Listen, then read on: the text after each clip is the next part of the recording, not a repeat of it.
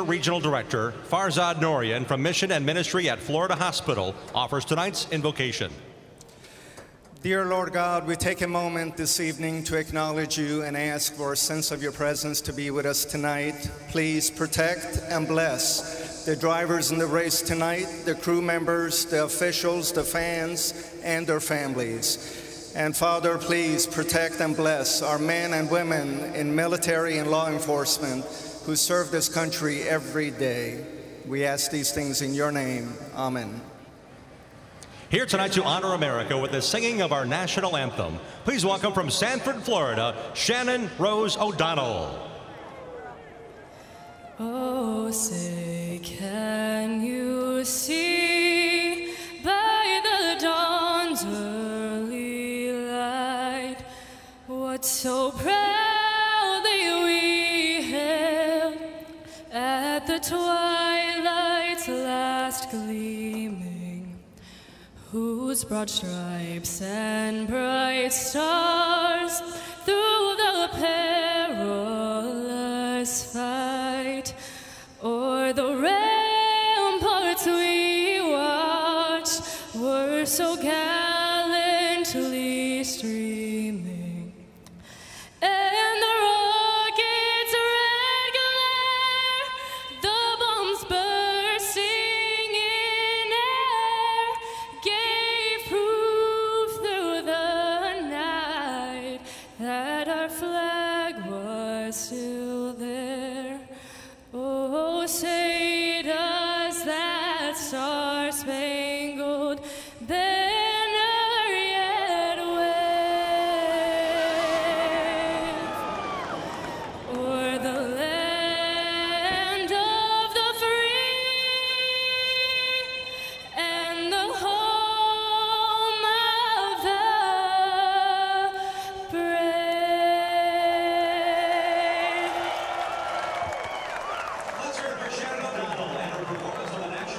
Time for the drivers to climb into the cars.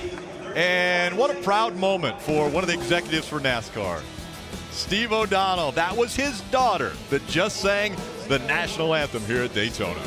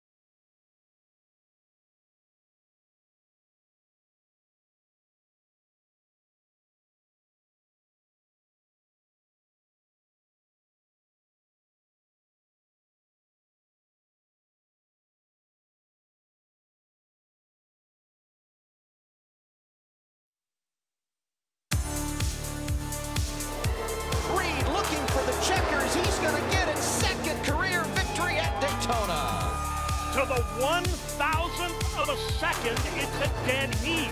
Tyler Reddick has won it here at Daytona. It's the NASCAR Xfinity Series Racing. From Daytona, this telecast presented by Subway. Let's go trackside now to Parker Kligerman. Thanks, Rick. Last week, Cole Custer finished third, but his team said it was one of the best races they've ever seen him drive. Why? Because he was so aggressive on the restarts. Expect him to take that aggression here to stay at the front of this pack all night at Daytona, Kelly. Two-time Daytona winner Ryan Reed is certainly one of the favorites here tonight. While he's lined up 15th now, he's going to have to start from the rear after unapproved adjustments. That doesn't seem to have hurt his confidence. Ryan told me if he can't get to the front organically, he trusts his crew chief and spotter to help do it on strategy. Watch this red and white 16 car as he tries to push his way to the front, Dave. Kelly, since the playoff-making win in February, the 9 team has struggled to put entire races together. And in fact, last week at Chicagoland, Tyler Reddick crashed. Tonight, they hope for some more Daytona magic to get their season working in the right direction. Marty Snyder? Hey, Dave, when the Team Penske Cup Series drivers sat down to pick out their Xfinity Series schedule at the beginning of the year, Ryan Blaney picked this race. I asked him a moment ago why he picked this race. He said, one simple reason, more experience with my spotter, Josh Williams. 250 miles tonight will help me for 400 miles tomorrow night. He said, I feel like that's something I have been missing. Rick?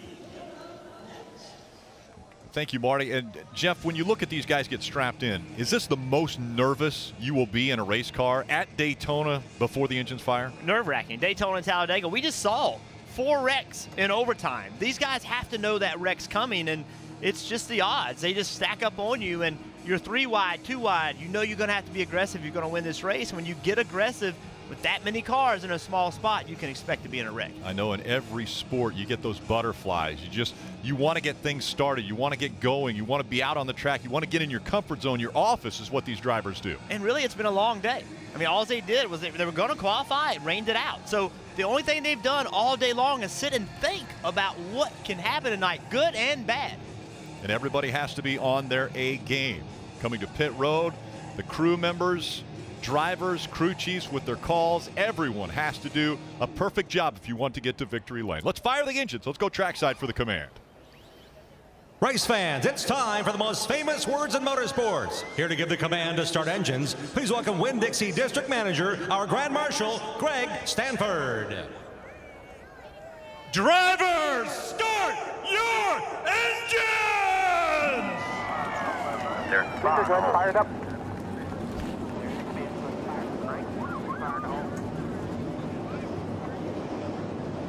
That's the energy you give when you give the command. No question about it. They fired them up.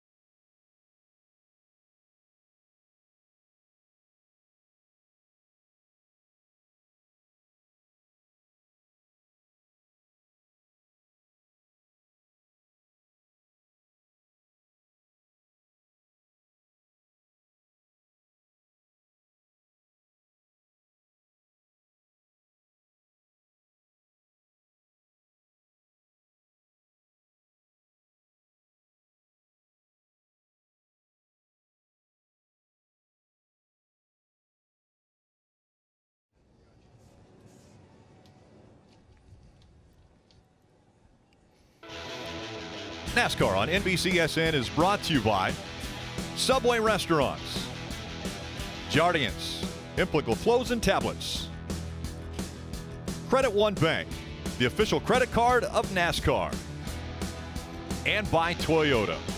Let's go places.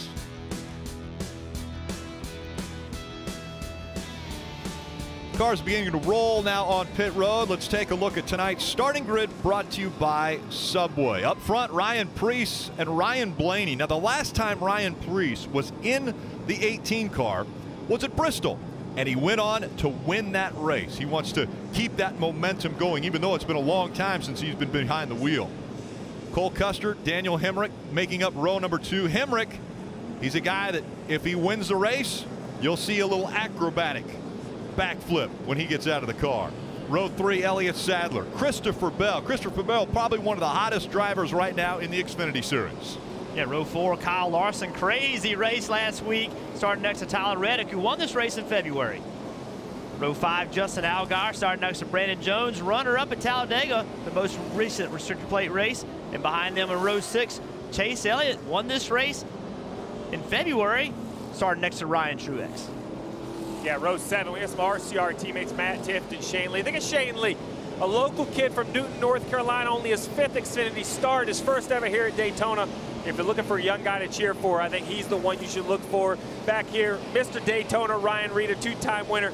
Can he make it 3 at the world's most famous racetrack? And as the names continue to stroll, think about this, guys. Dale Jarrett, a Hall of Famer, he talks about what Daytona means to him and meant to him in his career. All these young men getting their starts down here in their 20s. What going to Daytona Victory Lane would mean to them. Obviously, very exciting for these drivers to have this opportunity. Let's chat with one of them. Christopher Bell is allowing us to talk to him on the radio. Jeff? Hey, Christopher, it's NBC Group. You with us? Yes, sir. Well, but we've been watching replays of all the action from here in February. Are you nervous starting this race? Nervous, no. Apprehensive, probably a little bit. I didn't make it very far in the February race, so that's goal number 1, to make it a little bit further than that one. All right, so you said you're going to try to make it further. Exactly how do you miss that wreck? I don't know, man. You got any tips for me? Daytona hasn't been good to me in my career, so trying a different strategy every time I come here. Well, Junior's going to join us in a little bit. Maybe we'll get him to talk to you because he's better than me. But good luck tonight, guys. Have fun. Thanks. He sounded so enthused. He's like, that was that no advice at all. I was looking for maybe some insight as to how to stay out of those wrecks. Green flags coming up when we come back.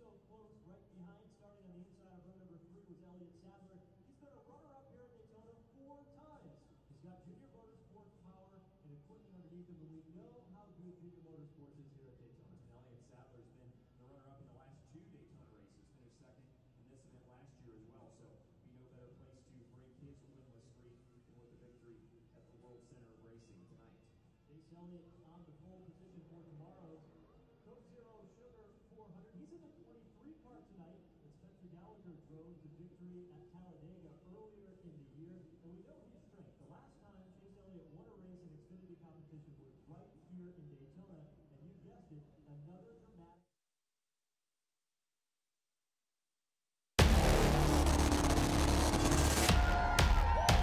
To the 1,000th of a second, it's a dead heat. Damn, that's close. I don't even know how close it was time-wise, but it was real close.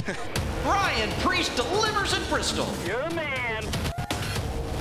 Checkered. Attaboy, Bell. So close. He had beaten the heat. He had beaten the track. Heck yeah, boys. How cool is that? How cool is it to win at Daytona? Well, Tyler Reddick was able to do it in February, but he did it in unbelievable fashion. It didn't go just down to the 1,000th of a second. It took the 10,000th of a second to figure out who had won that race. We're going to ride along with a few of these drivers today. Jeff, take us through. Well, the first one is we're riding with Lee Filter.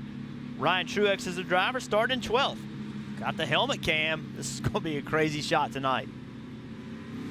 Starting in 8th, Tyler Reddick, thanks to Chevrolet. Christopher Bell, whom I confused more than helped just a little bit ago, driving a Toyota with the Toyota cam, starting in 6th. And Cole Custer, thanks to Sunoco for letting us ride around with Cole. All right, crew chief down there on the Peacock pit box. Let's break down this race. The race length is 100 laps. That seems short, but it's still 250 miles. It is 250 miles, Rick, but it is a sprint. Both the first and second stage, 30 laps. The final stage is only 40 laps, which is long or less than a fuel window. They can make the entire first, second, and third stage, respectively, with 1 tank of gas each. Pit road speed 55 miles per hour, which might seem fast, but after 180 miles an hour all day long on the racetrack, that's going to be a big adjustment for these drivers when they come down pit road. Steve, did they light up your Peacock pit box? Oh, man, listen, we got lights, we got cameras, we got information. This is the place to be. I've been trying to tell you all to come join. I've actually got a buddy of mine. He couldn't stay away, Rick. Look, Dale Jr. decided to. I told him how good of a seat it was, and here he is. Yeah, this is an awesome seat. I've watched a few races from the pit boxes, obviously, and knew this is where I needed to be tonight. You gave me the opportunity to come up here, so here I am. We're going to have fun, talk about some drafting, see who can come out on top tonight. Should be an exciting race. So Dale Jr. joins us. You're not wearing a tie, nope, and you got lights on your pit box. Things are changing. Things have gotten fancy. Telling you. I have got a collared shirt on, man. I know, that's a big. I was going to say, break. This is a big adjustment. Stepped up from your Mark Martin T-shirt that I saw. Gotta you give had Mark earlier. Martin some love, man. Hall of Famer, he deserves all the love everyone gives him. Field 2x2 making their way through 3 and 4. Again, chasing after the top 2, Ryan Priest and Ryan Blaney. Of course, Blaney will be doing double duty, as will Kyle Larson and Chase Elliott, 3 of the Cup drivers that are making a visit now to the Xfinity Series for this race. 250 miles, 100 laps in front of these drivers. Field now in the hands of Ryan Priest. Making their way through the tri-oval. The Coca-Cola Firecracker 250's underway.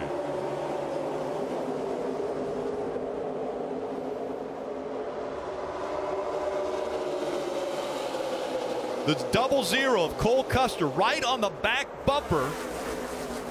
But you cannot push. You cannot lock bumpers. You can bump, but you cannot lock the bumpers. And so we see Cole Custer working already, trying to help out that 18 of Ryan Priest. And now Cole Custer dives to the outside, trying to take the lead away. Hoping for some help from Blaney in that 22 car from behind. Doesn't quite clear Priest. 3 wide already.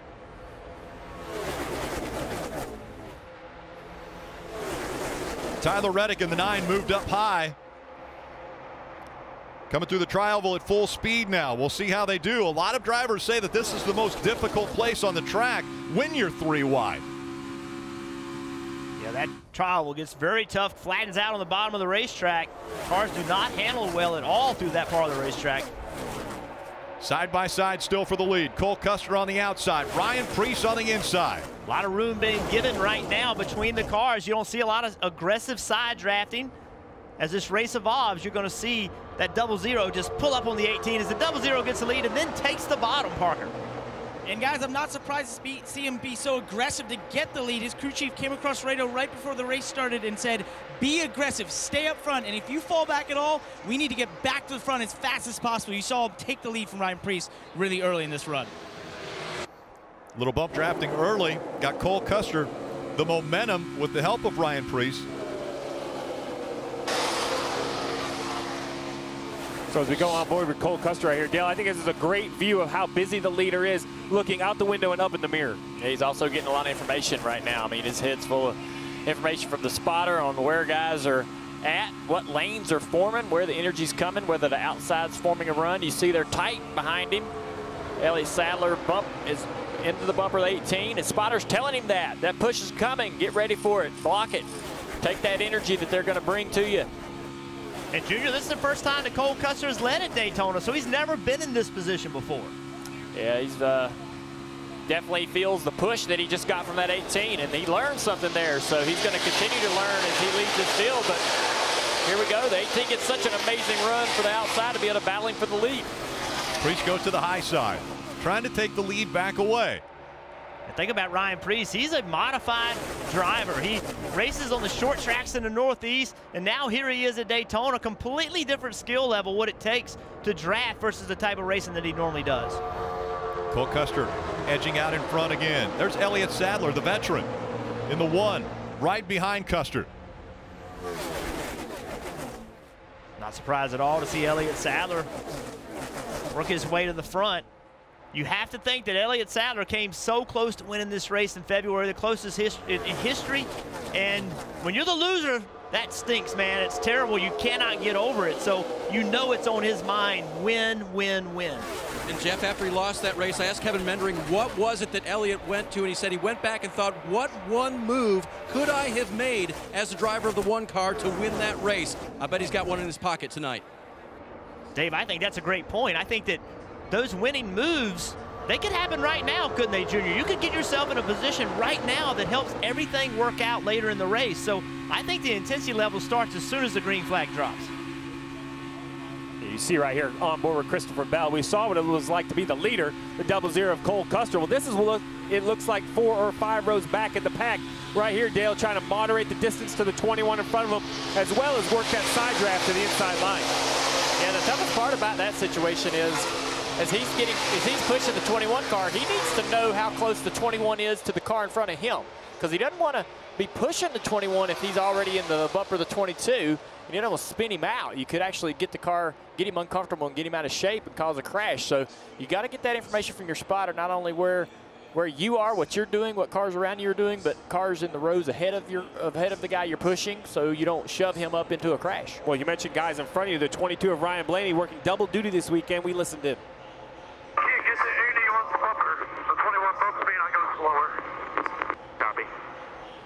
So that's what you talk about. It sounds like his car just doesn't pull up to the car in front of him like he wants. He expects more help. You see the 21 right on the 22's rear bumper, but right here, the 22 thinks he should be able to pull up to the rear bumper of the 18. Marty.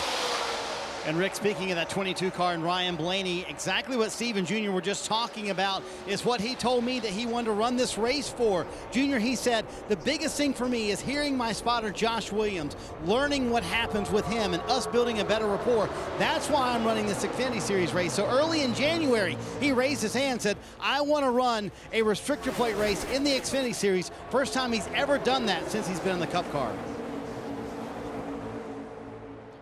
Well, it's only lap 7 here at Daytona, but the action has started early. Ryan Reed trying to work himself up from the back of the pack, 3 wide. Close to a wreck early here at Daytona.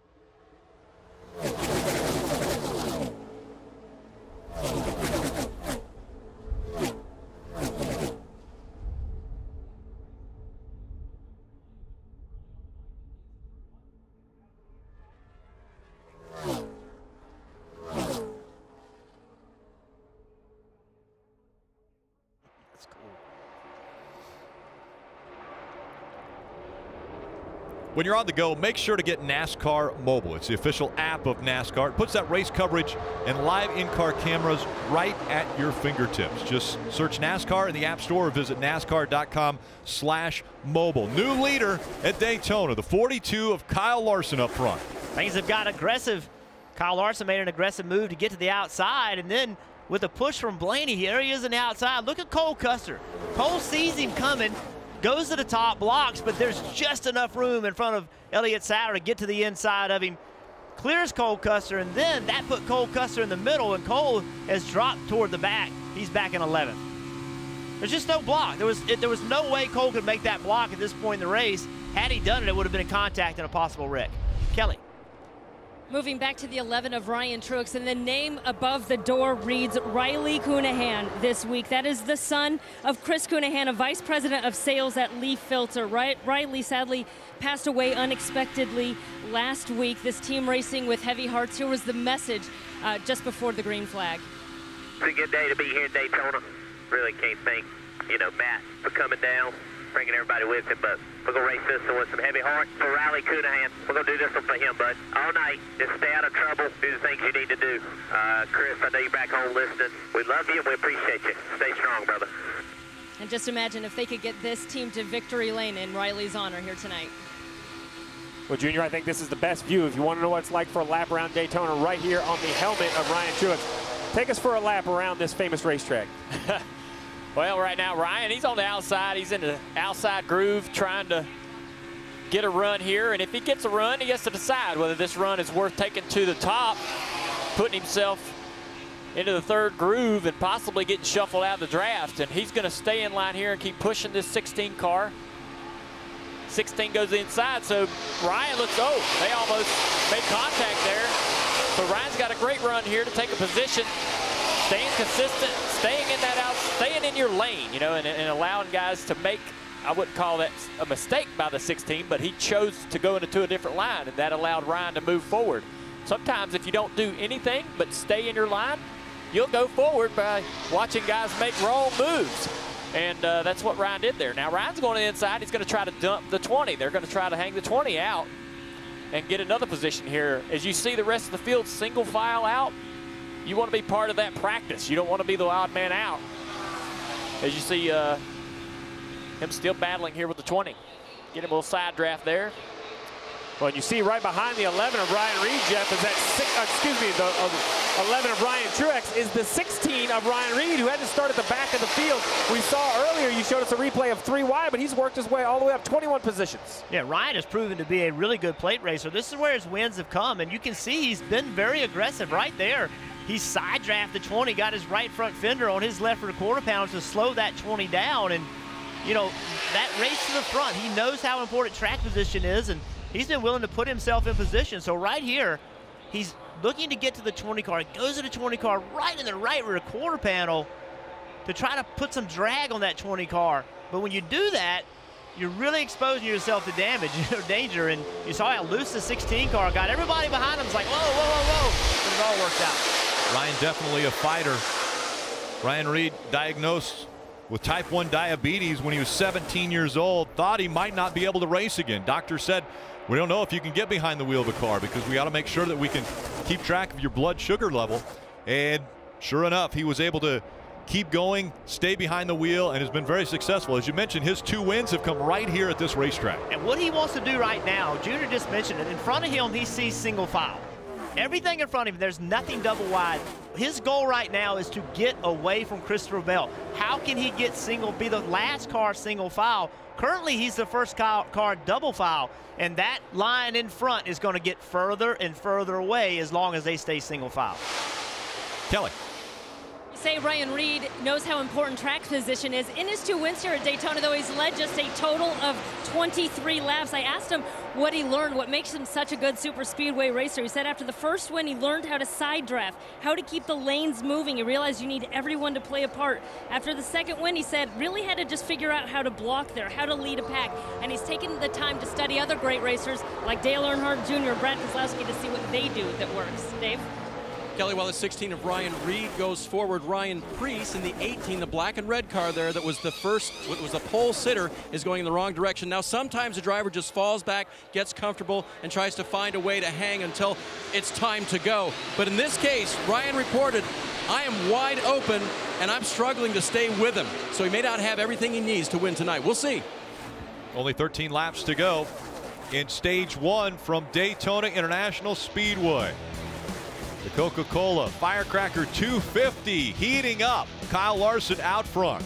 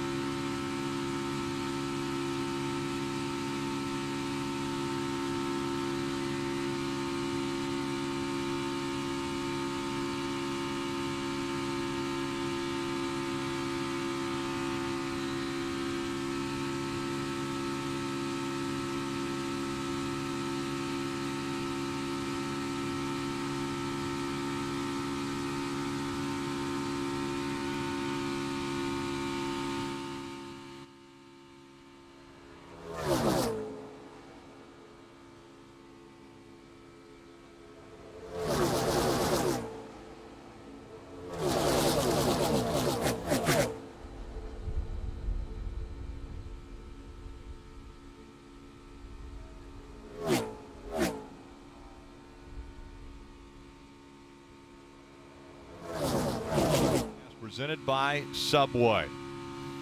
Short track racing for the Verizon IndyCar Series. It'll be on NBCSN Sunday at 2:30 as they take on Iowa Speedway, the Iowa Corn 300. Kelly, have you heard any complaints out of the driver of the 23 about a maybe sore ankle? Nothing on his ankle. He says he's trying to be low-key about that, but in case you missed it, Chase Elliott did sprain his ankle. Sounds like falling into a pool on the 4th of July, but he said he's okay, good to go. X-rays came back clean. The news with the 23 car, of course, that's Chase Elliott pulling double duty this weekend, but here in the Xfinity Series, he doesn't have his usual spotter, Eddie DeHaan. Instead, he's using Clayton Hughes. That's the team's usual spotter. Eddie DeHaan is the spotter for Justin Allgaier in this race. The team says it's helpful that they have the consistency because that helps them communicate crew chief to spotter. But I've got a question for one of our drivers, Dale Earnhardt Jr. Just how tricky is that to work with a new spotter on a super speedway like this? Yeah, it can be tough, especially when you're used to one guy on the Cup side and you have a great rapport and great, energy and the information. That guy knows what you like to hear. So he's working with somebody who he's never worked with before. Even though the guy has the experience, he might use different terms. for how you are 3 wide or where guys are on your quarter panels or how close guys are side drafting, how close the pack is behind him. You know, the terminology could be completely different, and that would make you make your decisions on what you're going to do a little slower. Just a fraction of a second can be huge. That's a lot of time on the racetrack, and if you don't make the move, somebody else is going to make it, you know, and take that advantage. Another opportunity, though, is perhaps he could bring something over to his other spotter. Maybe there's something he likes. Yeah, that's maybe true. a term or a picture that the guy is painting that Clayton is saying that he doesn't normally, you know, hear at Eddie DeHunt. So if Chase kind of applies it appropriately, maybe he can take something to tomorrow evening in his normal spotter. Yeah, I think it's interesting. I had a conversation with several spotters last week, and we're starting to see in the Xfinity Series, the spotters are staying with the team. And the spotters are giving so much information to the crew chiefs now that the crew chiefs want their spotter. That's a major shift. We haven't seen that in the past. The spotters are with the drivers. And now the spotters are starting to be assigned to a team and a crew chief so that information to the crew chief can be consistent. And I just think that's completely different than what we've seen in the past. And it also explains how much help is coming from the roof to the crew chief, not just to the driver. Well, Jeff, I love this seat where you have me down here on pit road. And here at Daytona, the cars are almost always on TV because they're bunched together. But then when you go to a downforce track, I used to lean on the spotter to ask, you know, where are we getting beat? Is it worse than 1 and 2? Is it worse than 3 and 4? Remember, at a lot of these tracks, I cannot see all the way around. So if you're not lucky enough to be one of the leaders, it's hard to see your car basically every single lap. So that spotter can be my second set of eyes. And what he may do is give me information that will let me ask you the right question, and then you'll give me the right information. I know you guys know this, but even a comfort level just being yourselves. Before the race, Justin Allgaier and Eddie DeHunt, who Kelly mentioned, were just kind of hanging loose, cutting up. I mean, Justin even said, I kind of bad at jokes on the radio, but Eddie gets them, and they just kind of have fun together, so that's important too. It is important to have fun, but I think the intensity level is getting ready to pick up right now. It's 4 to go before the end of this stage. And what's happened is this front group has driven away from the second group. 2 3/4 seconds. Look at the gap. So what that does is that means that second group is not going to catch this first group unless this first group starts to mix it up for the stage win too soon. But if they wait for 2 or 3 to go, this second group can't catch them. So I think that opens the door for an aggressive move to be made by that front group. Daniel Hemrick's running 9th.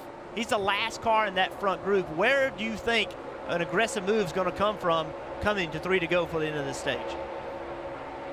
Yeah, with 3 to go, is this a great opportunity to learn when you get out of line, to try to take the lead away so that you don't have to learn it at the very end of the race when the checkered flag's about to fly? Yeah, make a note real quick, the 5 car from Michael Annett, he just hit pit road right here. They're going to shut pit road the next time by. He's going to try to hit pit road, get his changes done. Hopefully everybody pit the next time, and he'll be the leader when they go green. So out front, it's Kyle Larson and Chase Elliott, Elliott Sadler, Justin Allgaier, Ryan Blaney, Matt Tifft, Austin Cindric, Cole Custer, and Daniel Hemrick. They are the 9-car pack that has separated themselves from the rest of this field. So the key is, how do you make a move, Junior? That's the whole thing. Everybody wants to win a stage, so how do you do that? Everybody's running wide open. You're going to have to lag back a little bit and try to get a push and then propel you next to someone. Yeah, I think you can lag back. One of the things that I often see Chase Elliott do is he just moves around. He just turns, he just goes around and moves around behind the cars that he's following. And like that, he's going a little bit higher there. That backs him up to the 1 car without him actually having to lift. He just went a longer route. And that backs him up to the 1 and then pushes him down this back straightaway. And he keeps doing those things, and eventually a run will develop that's actually strong enough for him to maybe try to make a move on the 42. Coming up on 1 to go in stage 1, Kyle Larson. Can he stay out in front? Will somebody get a run, a push, a bump that will send them up to contend for this win in this stage? Currently, there's such a gap between all the cars. I don't see that can happen. To get something happening, you've got to at some point get close to a guy so you can hit him, propel him to the front. Right now, there's a gap between every car, Junior. I just don't see where a run's coming from. One of Elliott Sadler was closing the gap on that 23 of Chase Elliott down the backstretch for the final time in stage 1. Kyle Larson's going to hug that double yellow line. You can't go below it at any time to advance your position. As they come out of 4 and into the tri-oval. Slow car in front of him, but Kyle Larson easily takes stage 1.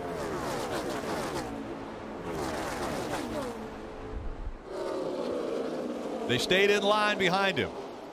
Kyle Larson wins. Chase Elliott, Elliott Sadler, Justin Allgaier, and Ryan Blaney, the top 5 here in the Coca-Cola Firecracker 250.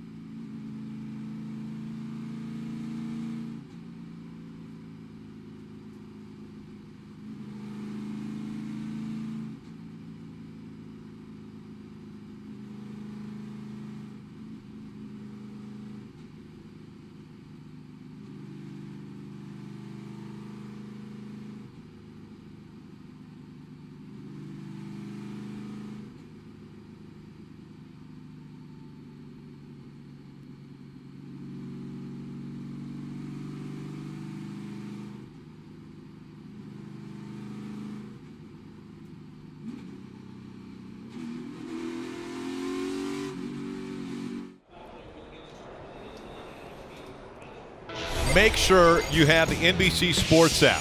You can get all the action of NASCAR on NBC with the app. You get closer, alternate camera angles, driver stats, track information, anytime, anywhere. That NBC Sports app. Kelly. Chase Elliott in that 23 car on pit road, he said he was darty loose, actually out of control when being pushed, but then it would get snug when he got sucked up behind someone else. Chassis adjustment, 4 tires and fuel, Dave. 3rd place for Elliott Sadler, stage 1. He said, I like how it goes into the corner. I don't like it comes off the corner, and a big adjustment for him, Marty. Leader Kyle Larson already gone, and he might lose the race off pit road because the jack went down. He didn't go. He said the car was awesome out front, but expects to be a little bit tighter back in traffic, Rick. Blaney takes advantage of a great pit stop. No tires. That's why you're able to gain 4 spots. No tires for Blaney. He wins the race off pit road. Yeah, he's still sitting on pit road. Christopher Bell in the 20 car comes down pit road and just overshoots his pit box. Luckily, no one was injured. You can see he's on the brakes hard. The car's sideways. Very difficult to pit at Daytona. The tires are very hard.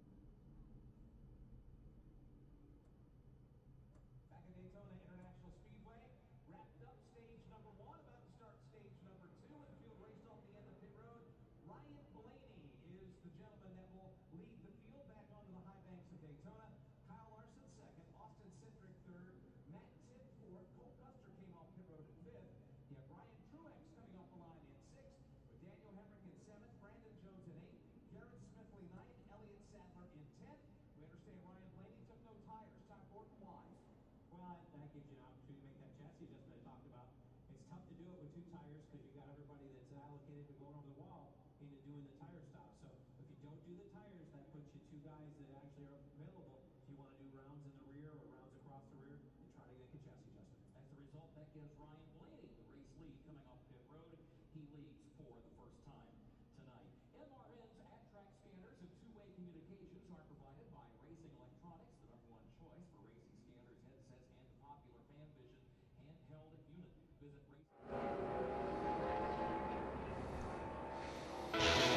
A beautifully lit up Daytona International Speedway. And Rutledge Wood, did I hear someone call you Skipper? That's right, Rick. You know me and water. We go together like lamb and tuna fish over here. I tell you what, you guys, you know, without Bill France Sr. digging out this spot of the track to make those high banks, then Lake Lloyd wouldn't be here. Luckily, it is our friends at Costa have the dock over here. I grabbed pro angler Russell Cecil, asked him to take me out of the boat. Thank you, Russell. But guys, I tell you what, I got a beautiful view tonight of the sky, the track. You can really see how high those guys are going. The thing I'm wondering is, I mean, obviously I've got a great view here, but Dale Jr.'s, you're sitting there watching from the pit box. Do you feel like you're getting a different perspective with your old crew chief sitting there next to you, buddy? I don't know about that. I mean, I've seen a lot of races from the pit box, but it is fun to sit here and watch how Steve processes the race and processes what he's seeing. I always wanted to do that when I was driving the race cars. You know, I always wanted to be on the pit box to see you guys, how y'all did y'all's work. It's just a different way. A lot of time in scoring, it almost becomes math more than it is videos. Yeah. All right, it's time now for tonight's Subway Fresh Take. Jeff Jr., tell us a little bit about side drafting. Well, things have been pretty calm so far, but this race is going to pick up, and we're going to see a lot more of this. So Ryan Reed, we said he had to come from the back. Well, one of the ways he did it was he side drafted. He put his left front fender on the 52's right rear quarter panel, slowed that car up. Well, watch Christopher Bell. He does the same thing. He gets that left front right on the 16, and that slows the 16 car down and moves the 20 car forward. And our Cup regulars, they know how to side draft too. Here's Larson coming for the lead. He's got momentum already, and the side draft, coupled with the momentum, clears him for the lead. That was a smart move because he knew he had the momentum to complete the pass. And as smart of a move as that was, Kyle Larson struggling to get off of pit road. And he said that he didn't hear the crew chief tell him to go on dropping the jack. Is that a common thing, Junior, Steve? Yeah, Rick, well, basically what happens is from Chicago, where you change 4 tires every time, now you're here at Daytona. Are you going to change just 2? Is it going to be 4? If you do change 2, are we going on the jack or on the gas man? I'd have to repeat it 3 or 4 times. Dale, yeah. You sounded excited. It's not just you. It ain't just me. I mean, you're coming, you said it just right. You're coming from a track where you changed 4 tires every time you come down pit road just about, and you're in that mode. So you do have to repeat it to me. I need that help to remind me to go off the jack. Couple penalties. The 5 pitted out of order. The 20 was over the wall too soon, their crew, and the 39 had an uncontrolled tire. And then also the 8 pitting out of their pit box. Green flag flying once again as the start of stage 2. This time on the inside, it's Ryan Blaney. Outside of him is the 42 of Larson. 60 of Cindric there in second. Pushing his Ford teammate, Ryan Blaney. And Austin Cindric, just 19 years old.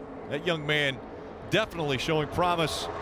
He wants to be one of the drivers where names are made in this series. And what NASCAR will do is they'll go back and look at that. They can go back and watch replay and see if he was pushing him or just bumping up against him. If he locks his bumper and just pushing him, they'll black flag him and they'll bring him in for a stop and go, for a pass through rather. But you know, we won't know that until NASCAR gets a chance to review it. And now that outside line starting to move once again. Kyle Larson out in front of the high line. Right behind him, the 2 of Matt Tifft. Kyle Larson has proven to me that he's got the fastest race car. I think he's been able to maneuver his car, put it in positions. You can see right now he's on the outside lane. He's really not getting a lot of help. A little bit of help coming now from Tifft, but look at the gap. Look at the difference on the inside line and the bottom line, but the 52 of Larson's able to hang in there pretty well without much help. We talked about how great of a seat this is right here. These cars come down and through the trial of a Rick, the energy of these cars packed together as they come by here. Pit stall 3, only a couple hundred feet from Dale and Knott. You can hear just how loud it gets when the group comes by. Tons of energy with all these cars bunched together. How about Shane Lee in the 3, right in the middle of 3 wide, buffeting around, trying to find some type of a line that he can get in. Marty. Hey, Rick, what a nice top 5 run for Matt Tifft. And it's hard to believe how far this young man has come in the last 2 years, because 2 years ago this week, he was laying in a hospital bed after removing a brain tumor. They discovered it right after his 20th birthday. He had the surgery. He had to obviously hop out of the race car, but now he's back and fully healed. And today, in essence, to celebrate that anniversary of 2 years, he went to the Florida hospital and visited with these patients. And what a great story he has as a brain tumor survivor. He can go into the cancer unit and say, hey, I made it through, you can make it through, bringing some joy to those folks suffering with cancer. And Matt Tifft, certainly a fantastic story. Now 22 years old and in a race car 2 years after brain surgery, Rick. Very amazing. And you see Kyle Larson moving back up. Close call there as Larson and Cole Custer were fighting for position. Kyle kept looking for that run on the outside to come. He jumped out. Wow, look at that shot. He jumped out of line twice to get in that outside line. The second time, he was able to use it. He's sitting there now. He's not able to get the lead, but that positioned him where he wants to be. Now he's back in that same situation. He just doesn't have the help from the 2-car, Matt Tifft, that he needs. And they're falling back. That inside line starts to move a little bit further forward. And what he's got to do, now he really does have to get aggressive with the side draft. Right now he can see that 2-car Tifft does not really have enough speed to help him. So he's going to have to get aggressive to try to slow that inside line down to pull Matt Tifft to him. Let's listen in to Brandon Jones in the 19 radio on side drafts. Try to maintain this track position we got here, go forward. Keep getting more and more aggressive on your side drafts, learning what your car can do and what it can't do, so you're in position for the end of this thing. Copy that. So they're looking at it, they're thinking about it every lap. 40 laps in of this 100-lap race, just 21, now 20 laps to go in stage 2. Ryan Blaney out in front of Austin Cindric at Daytona.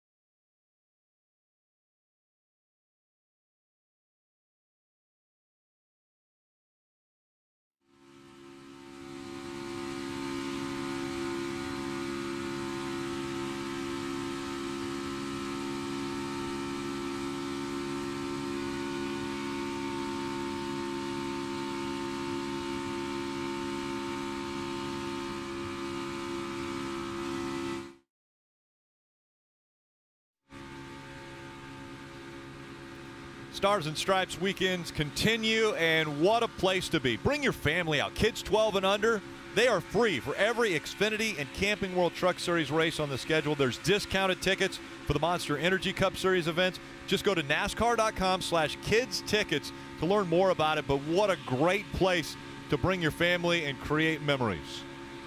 Yeah, what a great place for us to ride along here with Ryan Truex.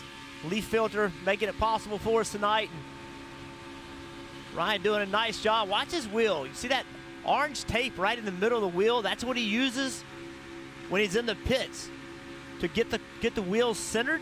But watch how much it moves. And some of that's just nerves. Some of that, when you get in the corner, you're just moving it, waiting for something to happen. But what he's trying to do right now, he's trying to get to Chase Elliott's rear bumper to give him a push. If he can just hit him a little bit and give him a shot, get that upper line moving just inches at a time. You're not going to just make a big gain unless something happens on the bottom. So the goal is to get a half a car length, a quarter car length, just get there lap after lap. Yeah, you got to work that side draft real hard, especially with this outside line struggling the way it is. You got to push this guy in front of you, and you got to side draft as much as you can. Even if the guy behind you on the inside line is able to side draft you, just stay tight, tight, tight on the side of that car until somebody can come up from behind and give you some help. Hold that guy in position until somebody can come give you some help. Kelly. Ryan Truex finished 7th here back in February, but he had a real chance at winning that race, even leading with just a lap to go. He said he loves super speedway racing. He told me that it's just sort of clicked for him right from the beginning, which is probably why he likes it so much. He said he has learned some lessons. Back in February, he thought he made a wrong lane choice. At one point, this team just super optimistic about their chances here today. Before that last pit stop, Ryan just saying his car was neutral. Ryan Truex right now running in the 9th position, a couple spots ahead of him. In the 21, Daniel Hemrick running 3rd. Let's listen into the radio. He's got really, really good help out back with the 1. He's trying to help us. The 00 he's just no good right now. Again, bottom lane's way better. There's about 11 bottom lane. Keep working here. Maybe we can get the 2. Maybe we can get the 2, then the 1 will help us get around the 00 here. Still outside full 2. 1's coming, half back. That's a spotter, Brandon Lyons. Brandon just started spotting restricted plate races. This in February was his first race. He and Daniel Hemrick have known each other forever. He spotted him in late model racing a long time ago, and here he is at Daytona trying to help his friend win this race. Now they're getting 2 wide, 3 wide back behind this line at the bottom of the track. And we've seen already 9 cars that work together to end stage 1 had almost a 2-second gap over the rest of the field, and they're not really staying in line as much this time by. We're seeing them try to separate. And there's the 9 of Tyler Reddick, continuing to find a line around and make some moves around this racetrack. Parker. And Rick, one of the cars you see at the back of that pack right there in the middle, you see that red, white, and blue car, mostly white. That's the 20 of Christopher Bell. Remember, he slid through his stall in under the pit at the end of the first stage, and then had to come back in and actually repair a little bit of damage on the front of that nose. And he's taking his time right now, and guys, I think that's a good thing, because before this race we talked to him, and he didn't sound too enthused about super speedway racing. And even earlier today, I asked him, what is about super speedway racing? What do you need to learn? He said, in the truck series, I could drive from the back to the front so quickly. I really understood the draft. But in these cars, I just have not figured out the draft. I don't know how to create runs. And so a lot of this race is going to be out learning how to create those runs. And as he gets this experience coming all the way from 34th at the restart to now being just inside the top 15. Well, it's a good run for him. Parker, you mentioned that mistake coming to pit road. That's where he lost all the track position. So now we're coming to lap 50. Halfway in the race as we take another look at this right here, Dale. Just too much rear brake, the car spins around. But now, what does he have to do on the racetrack? What kind of patience versus aggression does he have to manage now that we're halfway through this race? Well, it's a plate race, so there's a lot of opportunity to make up that ground on the racetrack and make it up through strategy. So he can relax, take his time working his way through the field, make a mistake on pit road, try not to make it again, and don't tear the car up. Don't get yourself in a crash being too impatient trying to work through this traffic, because you do have a lot of the race left. Well, let's take a listen. We listened in on the 20 after that mistake on pit road. I got caught on the outside of the 16 and I couldn't find my sign quick enough. Yeah, 10-4, man. It happens everybody at least once here. You're making up a lot of ground on pit road here. Just pit road speed so fast. Well, you hear right there, it's as simple as that. That's the mistake. But remember, we saw Mike Lynette pit right before the end of stage 1. We thought that was going to get him some track position. Maybe the 20 will try a strategy play. Take a look here, NASCAR nonstop.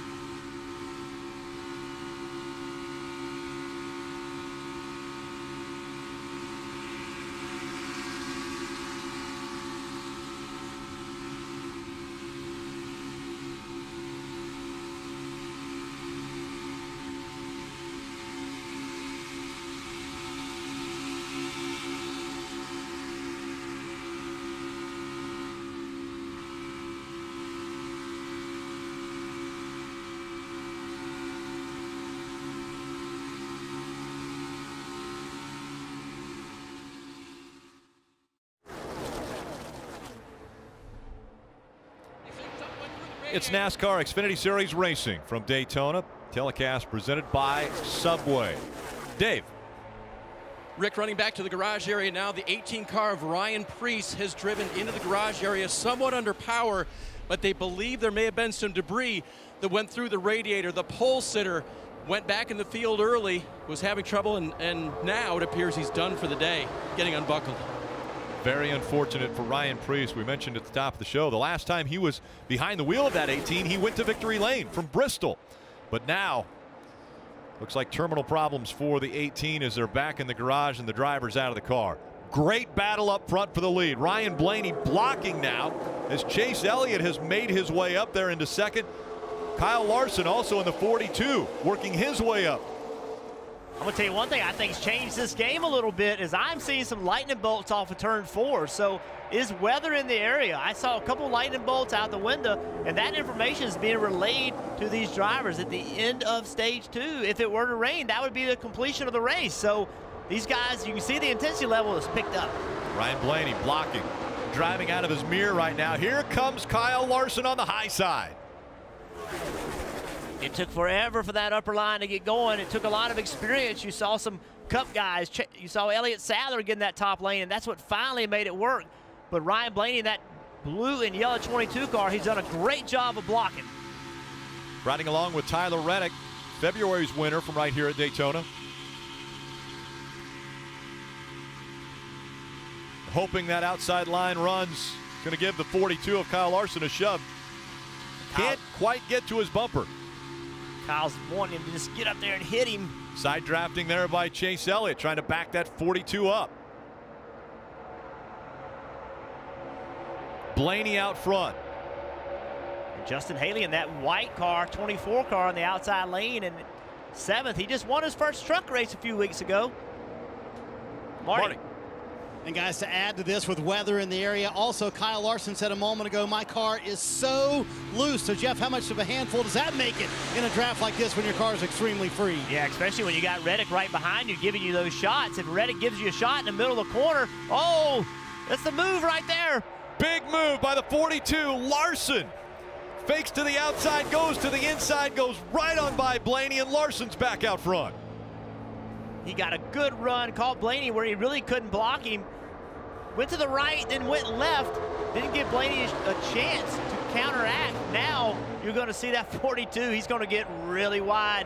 Going to try to block both lanes. Pay attention to which lane's getting the run. Spotter's got to be talking nonstop. Things really heating up here up front. Larson blocking, trying to stay in front of the line that has momentum. Blaney, everyone closing the gap now between doors. They're door to door, trying to side draft the other line, backing it up so that they can go forward.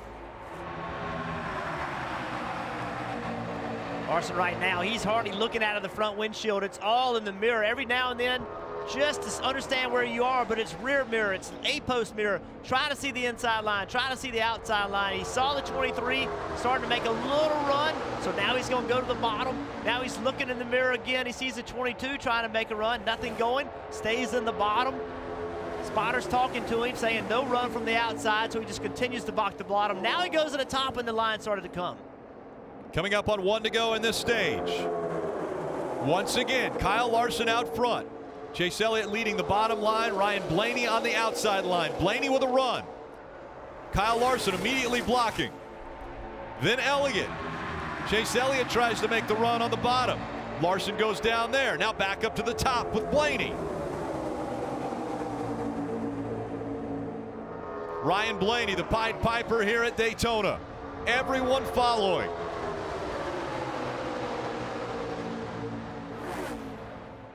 Blaney back to the double yellow line. Coming out of 4 for the final time in stage 2. Moving around, the 19 goes sideways. Larson stays up front and will win stage 2. Brandon Jones with a nice save. No contact. Hold on here. As long as that splitter's not damaged, he's okay. Wanted to make sure the traffic gets by before he gets back out on the track and going the right direction again, but already you see flat tires. Yeah, you had to know something was coming. The intensity level went through the roof. All of a sudden, this position mattered. Lightning bolts off of turn 4, and this is what happens when that intensity level picks up.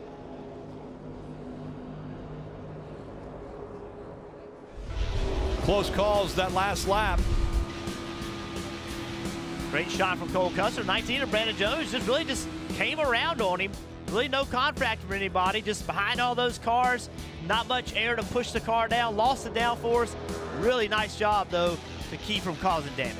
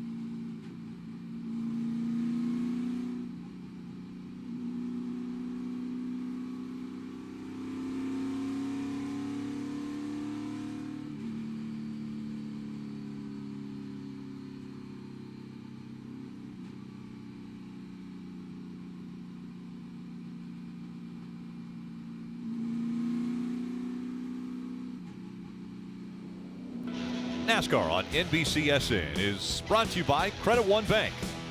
The credit card perfect for everyday purchases. Shell Rotella, the engine oil that works as hard as you. Jardiance, Impicoflozen tablets. And by Subway Restaurants. Rutledge. Rick, I'm here underneath the Peacock Pick Box to tell you that next year when we come back, the Toyotas on the track are going to have an all-new look. We saw last night when they unveiled the brand new Toyota Supra, which we are going to see on the racetrack in the Xfinity Series in 2019. Take a look at this gorgeous thing. Obviously, this means the Supra is coming to the street officially, Rick, because you have to run a street car that's the same one you run in NASCAR over here. This is beautiful. Christopher Bell was over there. Kyle Busch, I got to help him see it. But a really different look we're going to see on the track next year when the Toyota Supra returns. Rod, I think it's been 20 years since I've seen a Supra on the roads. That's right, buddy. This is huge. If you love cars, you love the Supra. And so a new look for Toyota next year in the Xfinity Series. Now we'll see how the crews do. Kyle Larson, last time, had the lead coming onto pit road, lost the lead, but was able to battle back on the racetrack and get it back. Larson, Chase Elliott, Austin Cindric, Ryan Blaney, Justin Allgaier, they're the top 5. Again, it will be a sprint to the finish after this pit stop. And the field coming onto pit road now. Kelly.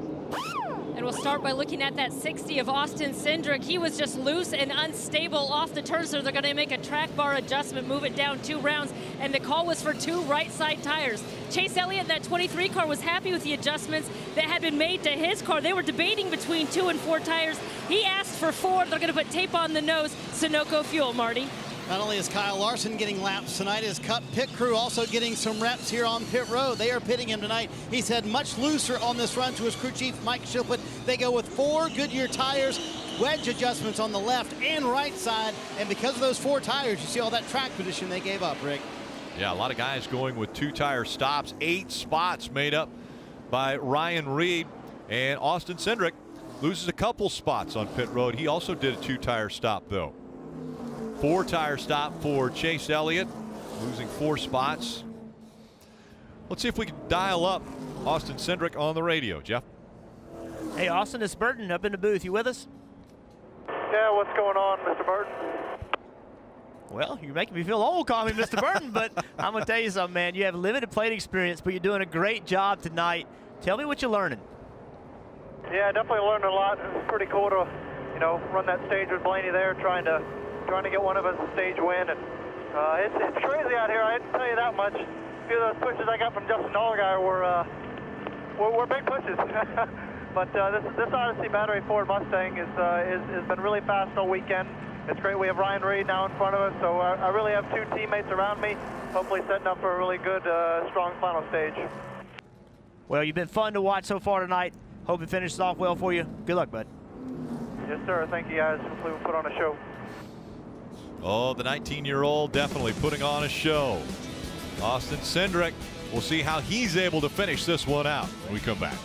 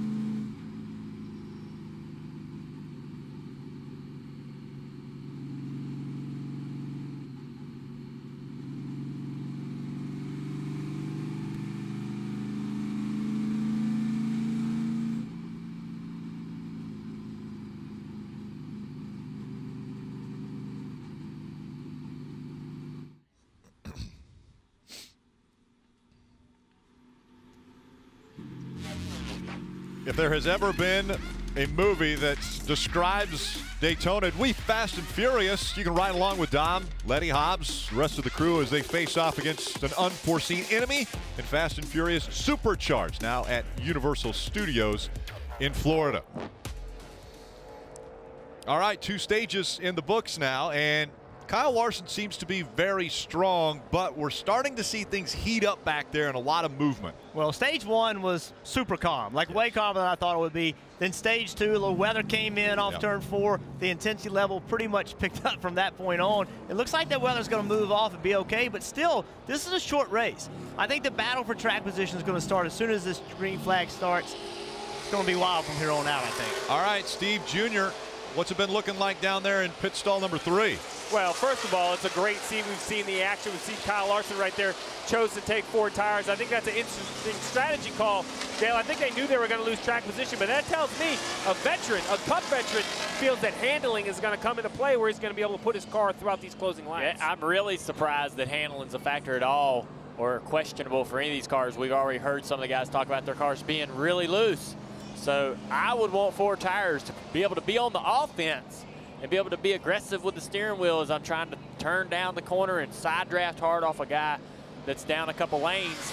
I want to be able to do that and have that confidence to do that, man. I've really learned a lot sitting in this position. I got a newfound respect for you, Steve. All the noise, I've watched a lot of races here, but never had to do any work in this environment.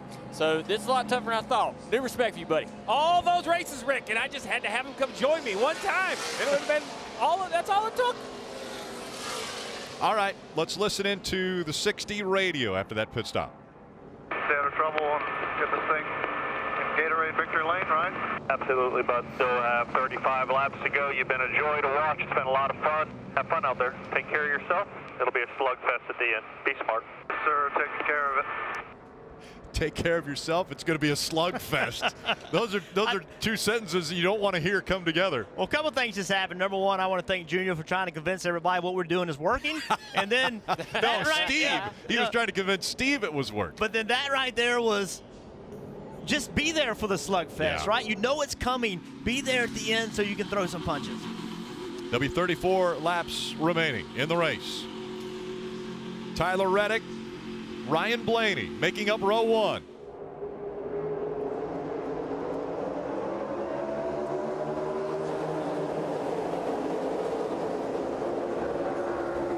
That inside lane, much better restart.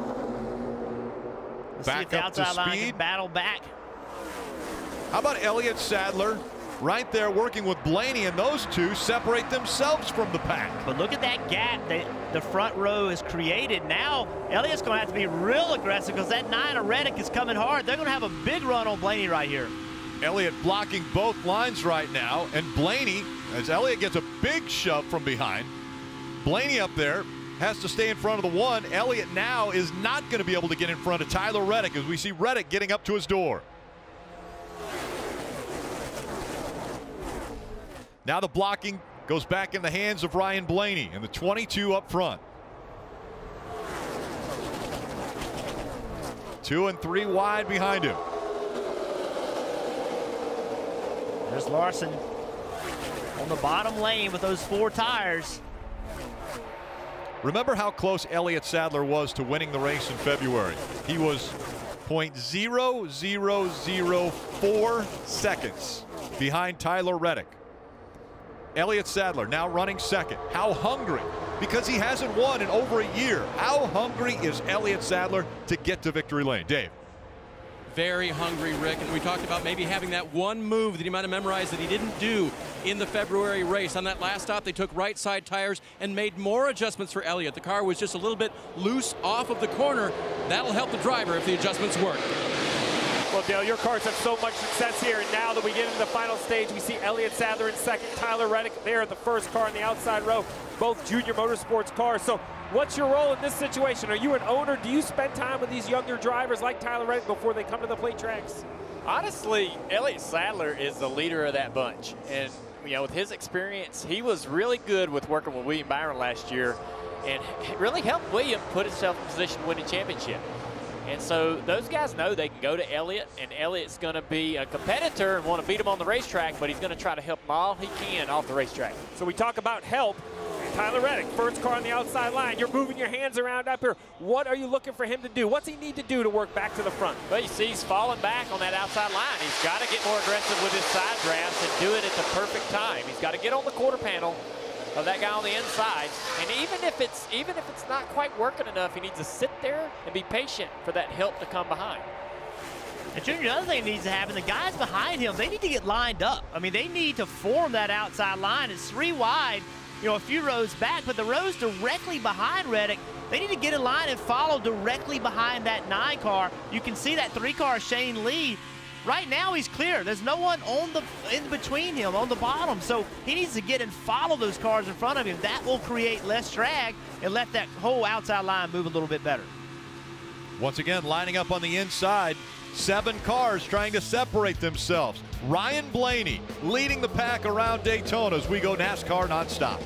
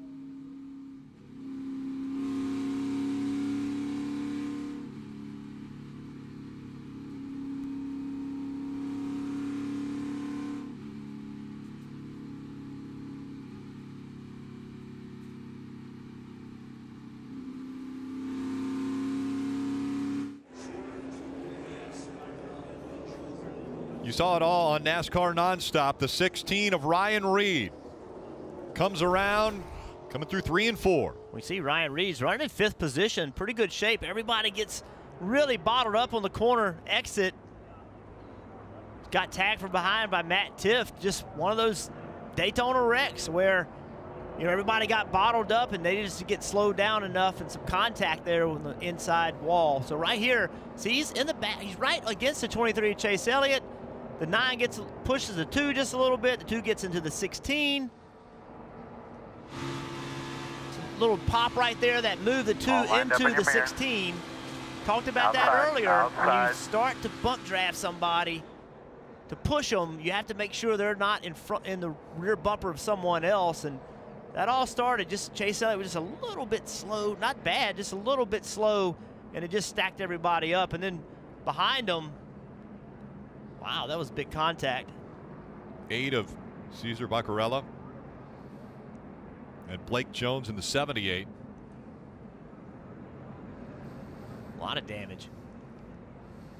You know, and this makes me think about, you know, we've seen so many times at Daytona, you get a caution, and then you get another caution, and then you get another one. This is going to bunch everybody up with only maybe 23, 24 to go in the race. Intensity level is going to be picked up. This is a driver, I start to really get nervous because I know what's coming. I know what I'm going to have to do. I'm going to have to do things I don't really want to do if I'm going to win this race. With the caution coming out from the grass to the free pass, Brandon Jones will be back on the lead lap. Seeing some teams stand up on the wall like they were going to come to pit road. Not very many have taken that opportunity to make their way onto pit road. We'll take a quick break and be back for the restart here for the Firecracker 250.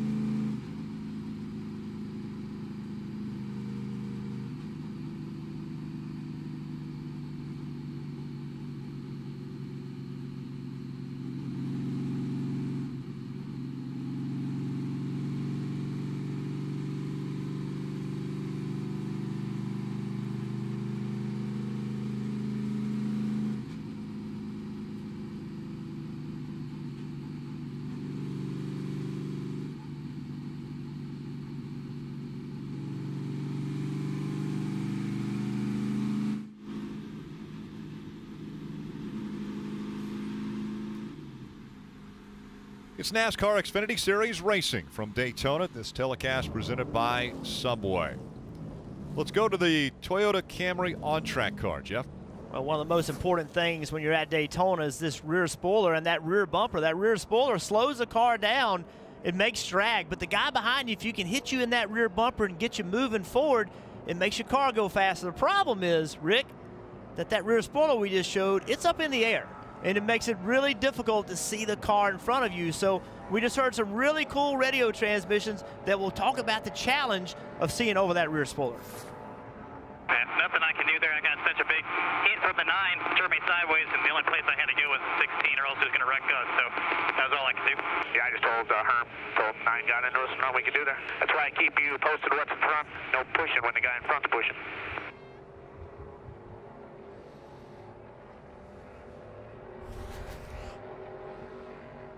What he's talking about here is you got to know that the 16 is close to the 23, and the 16 is going to push the 23, and that way he can lift a little bit and not drive the 16 or wreck the 16.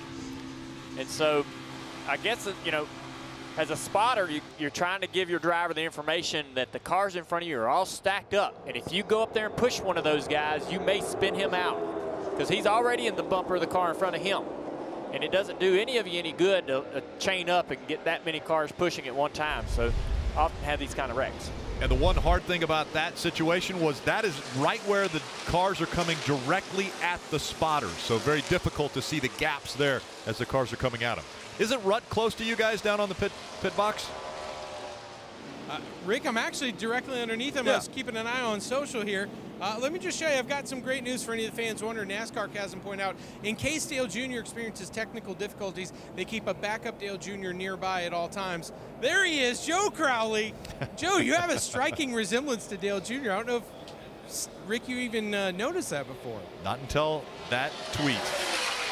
Rutledge, you got to do your homework, man. That's my man, Joe Kramer. He's our stat/engineer. He's playing engineer, stat guy as well. And now that you say that, it is an uncanny resemblance. Beard? It is. Yeah. All right. Junior's like, no, I don't need a stunt double. We're okay. They're too comfortable with it. We're Rick. okay. They're too comfortable with Exactly. A lot of fun, but those guys definitely give us an incredible amount of help during all the races. So if he needed to jump in there, he could. You know, now I'm ruined because every time I see him, I'm going to see Dale Jr. I never saw that before. Thanks, Rutt. 23 to go. Ryan Blaney and Elliott Sadler.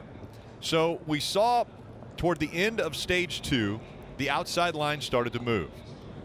How can they make that outside line get aggressive and move right at the start of this restart? Well, I think it all starts in the second row. I think Chase Elliott is really going to be the guy that determines whether the outside row can get going or not. If he can push Elliott Sadler, then they leave on the restart well, then they can side draft, and I think they can stay there. Once again, into the Geico restart zone. Blaney and Sadler making up row 1. Cindric Elliott in row 2.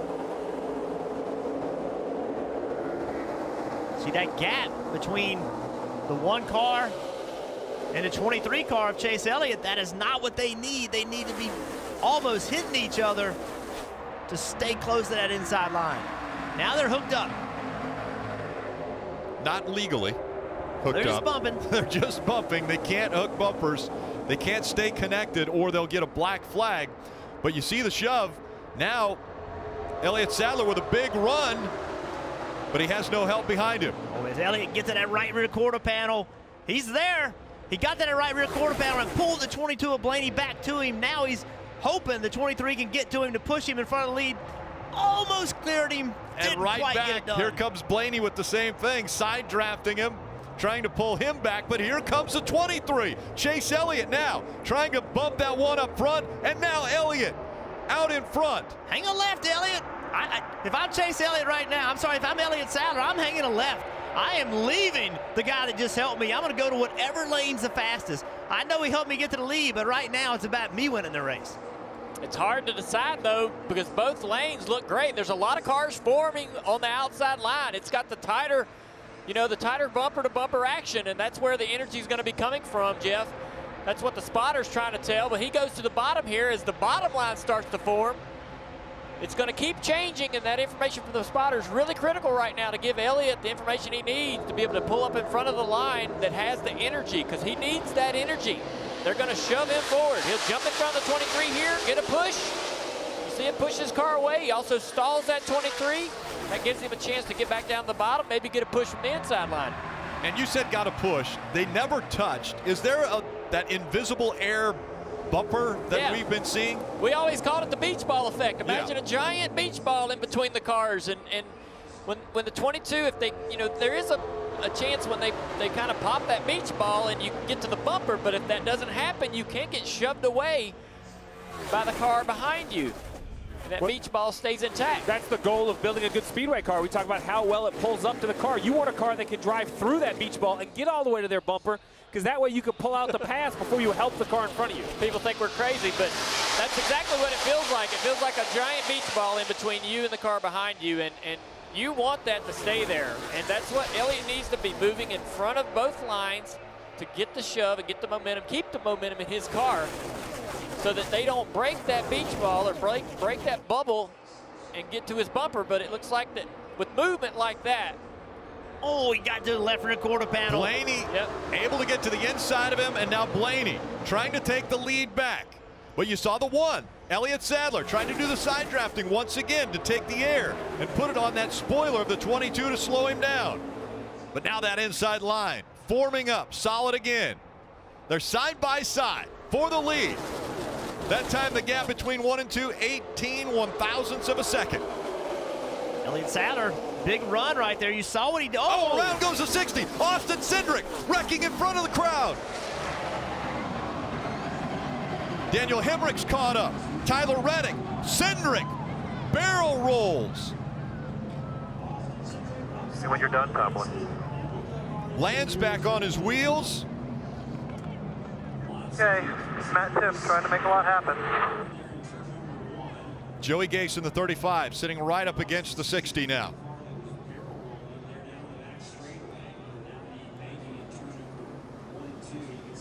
Safety crews will get out to the attention of the 60, the 35. See Tyler Reddick, a lot of damage to that race car.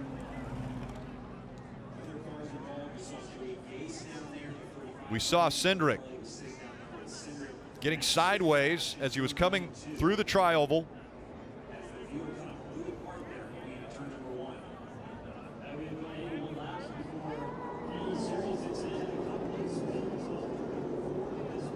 Joey Gase in the 35 looked like he was trying to drive away from that wreck. Sure enough, he does. And now the safety crew gets to Austin Cindric. A wild ride for the 19-year-old. See a lot more damage. That right front of Joey Gase as he's been able to pull away from this wreck. No rear deck lid on the 60. No rear bumper cover. Barrel rolling through one was Cindric. February winner Tyler Reddick, a lot of damage to that car. Matt Tiff also involved. Great sign here. Austin Cindric climbing out of the 60. Such a promising night. Was doing a great job. This place will break your heart. Think you'll have a shot to win this race, and then you find yourself flipping through the corner. That's Daytona. So you see right here, you enter the corner. It's up the racetrack a little bit. Matt Tiff's going to try to drive in there to get to his inside, and they just got together. 60 of Austin Cindric just wasn't on the very bottom of the racetrack. Opened up a little bit of hole that Matt Tiff you thought was there, and then you see right here the contact with Reddick. Started Cindric's flipping. That's very unusual to see a car flip that late after initial impact. So here we go above. Well, Jeff, you knew it was just a matter of time. It was trying to get really bunched up too wide, and Matt Tiff thought it's under 20 to go. He had to make a lane. You see that tumble, as you mentioned, really rough for the 60 car, but basically Matt Tiff thought it was time to try to make it 3 wide, and we've seen that before, Dale, out of the tri-oval. If that inside road doesn't protect the double yellow line, that's a place that people get runs, but that was late into the corner for Matt Tiff to look underneath the 60. Yeah, that is a late move, and it's difficult to be able to, you know, for the spotter to give that information to the 60 that he's got a car underneath him. But there was room there. There was room to go, and Matt decided that that was the move he wanted to make. You'll see right there, there's a little bit of a hole. It looks like he has room to go to the bottom. And when he went to go, it just closed up. And, you know, we always like to point a finger and say, this guy messed up or that guy messed up. And many times it's just racing. I mean, it's people going for a spot. Pretty wide. Nothing in front of the car you're pushing. This is the seat that I wonder, guys, as we ride along with Custer. You see a little contact there, but I think inside. Go high now. he doesn't know where the 21's going to go. Go low. So, I mean, all day you ride in line back there. Here you go. This is the helmet cam. What a great shot. As a driver there, you just get up high and try hope that they don't come up the track into you. If you're way behind the wreck, you try to slow down without locking down the front tires and sliding into the crash. Wild action under red flag. We'll be right back.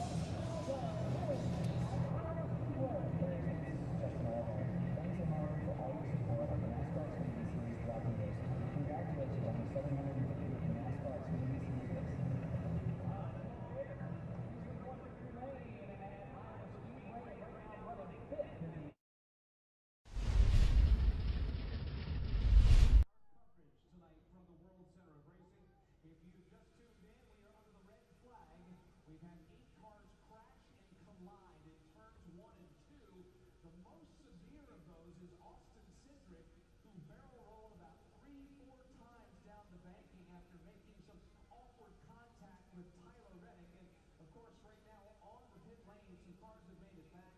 With the red flag out, you can't work on those cars. All work must cease. My question for you, Todd Gordon, is when you have a car like that, a Team Penske, that goes through the violent flips and rolls that did, what happens to that car once it's brought back to the garage? Does it go to NASCAR, or does it go back to the shop? And if so, what happens there? Well, NASCAR actually makes a request a lot of times with an incident like that.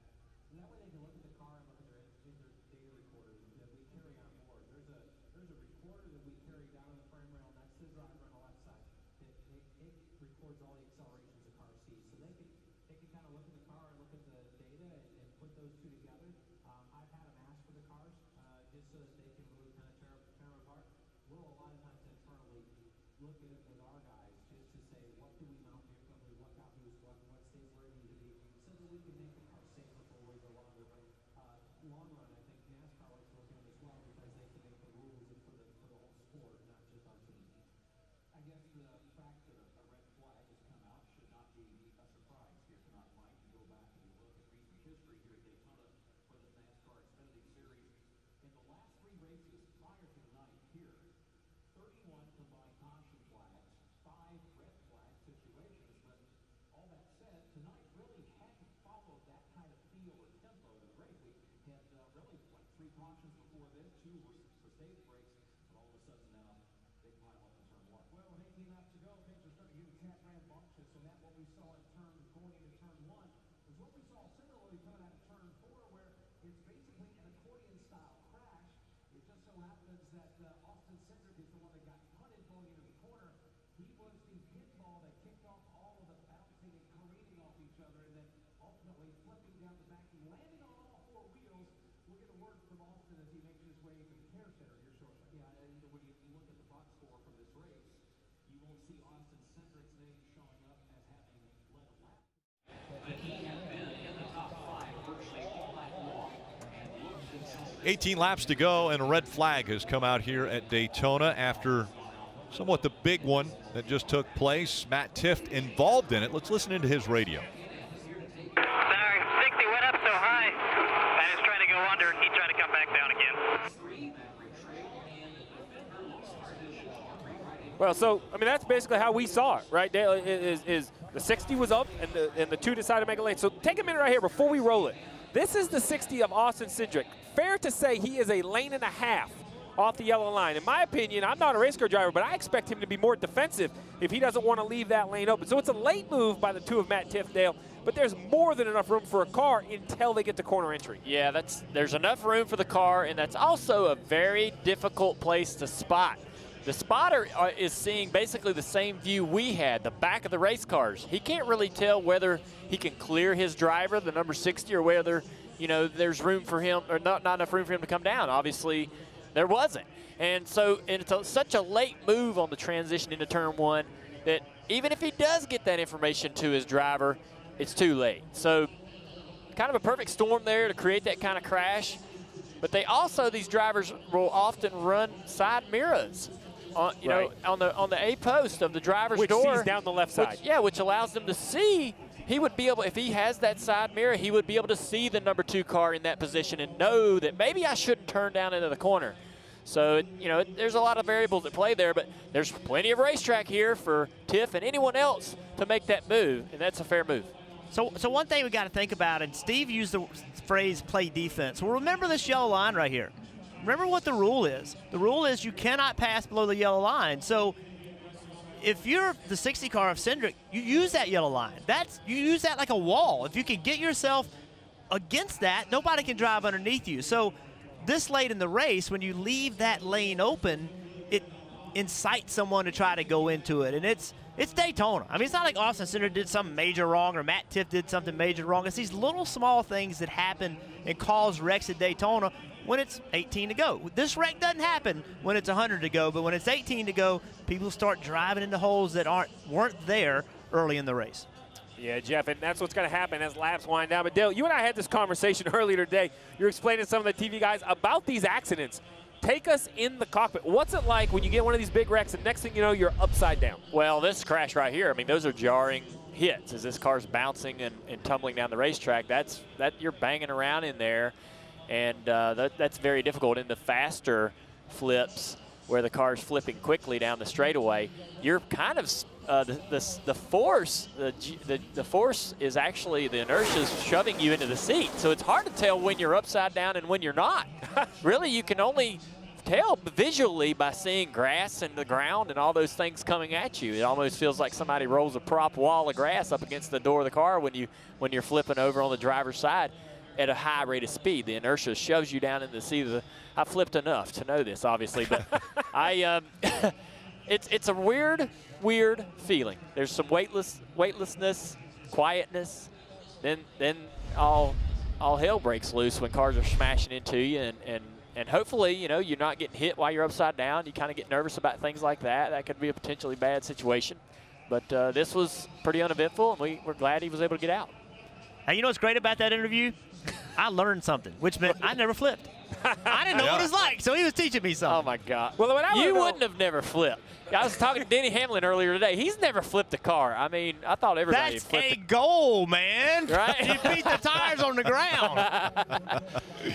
Well, I hate, from a crew chief, I hate during those wrecks, the radio sometimes comes unplugged. That's the worst feeling. Because I'm watching on TV, and I get on the radio, hey, man, you okay? The silence. But when you finally come to a stop, like, what is the next thing? Is it window net? Is it like what do you do as a race car driver after an impact like that? Well, yeah, I think you just make a good personal physical check that everything's still there and everything is okay. And you know, you just realize that you've done something that not a lot of people have done, and that's flip a stock car at over 180 miles an hour. And it's even though it's not a badge of honor, it's something that you can say that you've experienced and not a lot of people have. And you definitely don't want to do it too often. Once you've done it once, that's enough. That's the badge. You don't need more. One time's good.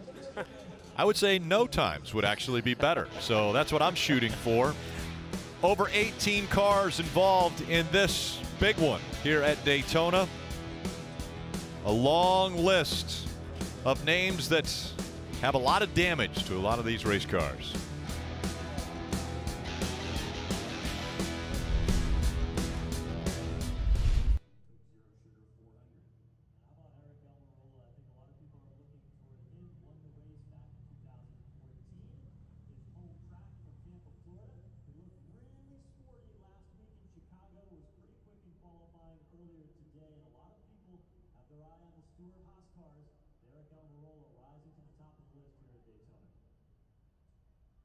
When we go back green after the cleanup continues or comes to a close in turn 1, we'll have 18 laps remaining.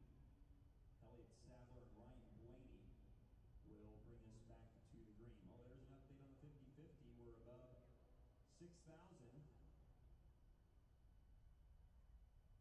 You can go ahead and jump in on that, Daytona5050.com.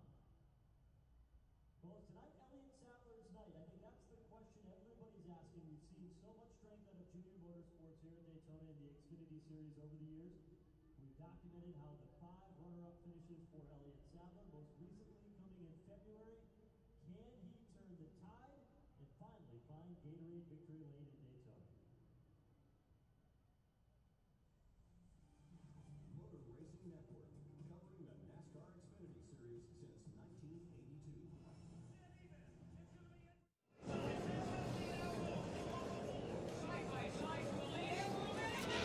Xfinity Series back under the lights next week, next Friday at Kentucky Speedway. The race coverage begins 8 p.m. Eastern on NBCSN, and we've already seen what being under the lights can do to this series.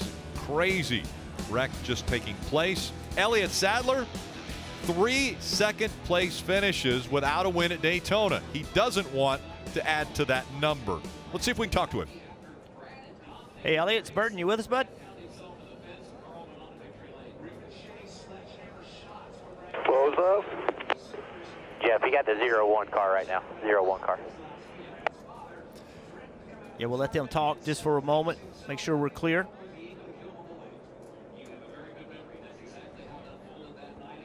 Try him again. Elliott, you with us? Roll that quarter panel up. All right, we're on the wrong car, so we'll wait just a second here so we can get on the right car, and if they're not going to go one to go, we'll go to Elliott. We don't want to be too close to him and mess their day up. Spotter needs to be talking to him. Again, Elliott Sadler looking for a win. It's been over a year. Been very consistent. He's run up front, led in the points, but no win here at Daytona. That's a statistic he wants to change. Pits are open right here. I'm pretty sure Elliott Sadler and his team aren't going to pit, but we're going to stay off of his channel to make sure the team doesn't need to talk to him. It'll be 17 to go when they cross the line. If you are going to take the opportunity to come to pit road here, 16 of Ryan Reed will do it, but the one stays out.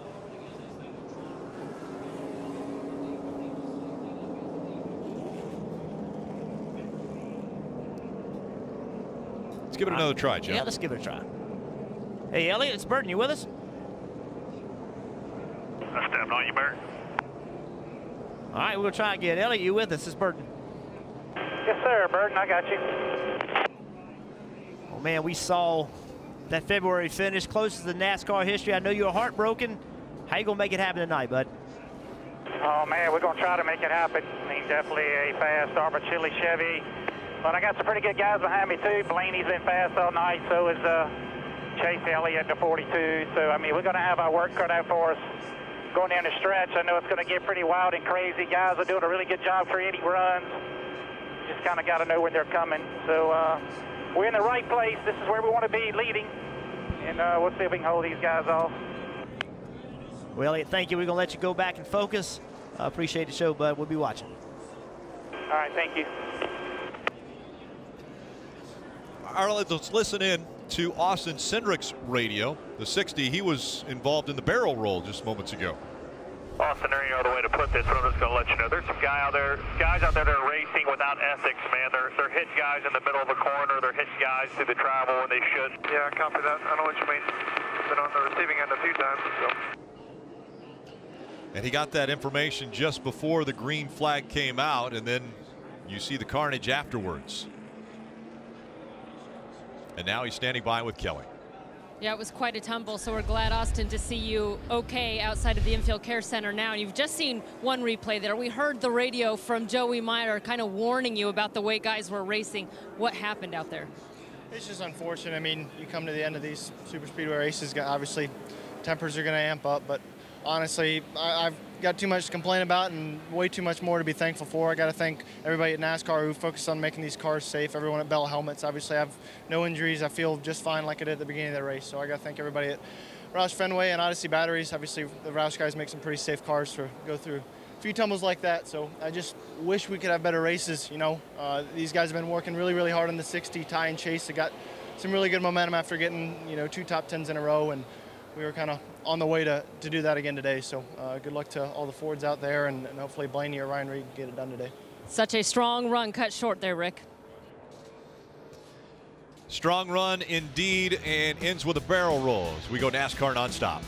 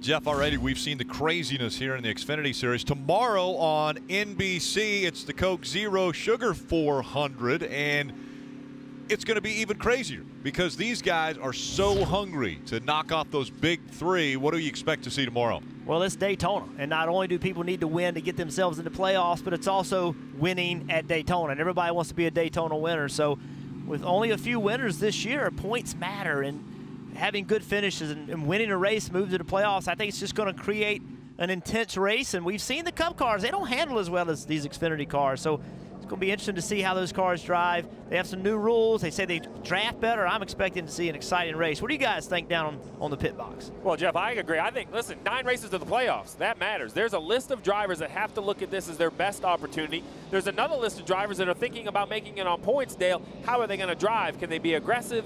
Are they going to have to be, cautious? And can you even be cautious here at Daytona? Yeah, we saw a pretty aggressive Daytona 500, and that was during the day on a slicker track with less rear spoiler, less stability. We're going to have more stability and a cooler track surface with a little more grip. The guys are telling me the cars are a little more comfortable for them to be more aggressive, and they all feel like that it's going to be a much more aggressive race than we had in February, so I'm excited to call it. Well, you're hanging out down here with me for the Xfinity race, but guys, he can't wait. He's excited to get up there. He's ready for the booth. He's ready for the view for the booth. Yeah.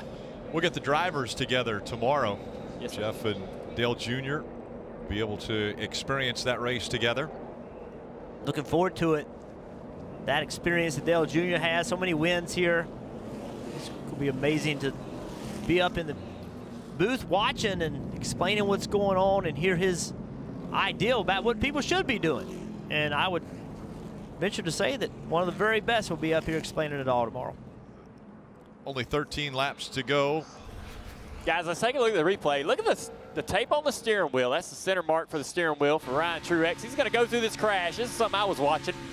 And as cars start to contact the left front suspension, look where the tape is now. And not only is he flattened the left front tire, but he's bent the suspension. That's going to knock a little bit of speed out of the car for sure. It's just interesting to think. Look at where it is on the straightaway. Look where it is now. This is all with new tires. So he's got some suspension issues. All the guys that went through that wreck had any kind of contact to the front end. Going to knock a toe crazy on these cars. Not going to drive very well for Ryan. And Junior, he's just hoping that there's more of those things. He can pick up some spots. It's going to be hard for him to be competitive right now. And it wouldn't surprise me. Remember, we saw 4 accidents in overtime in February in this race. The aggression picks up as the laps wind down. It'll be 13 to go when they get the green flag. Up front, Elliott Sadler and Ryan Blaney making up row 1.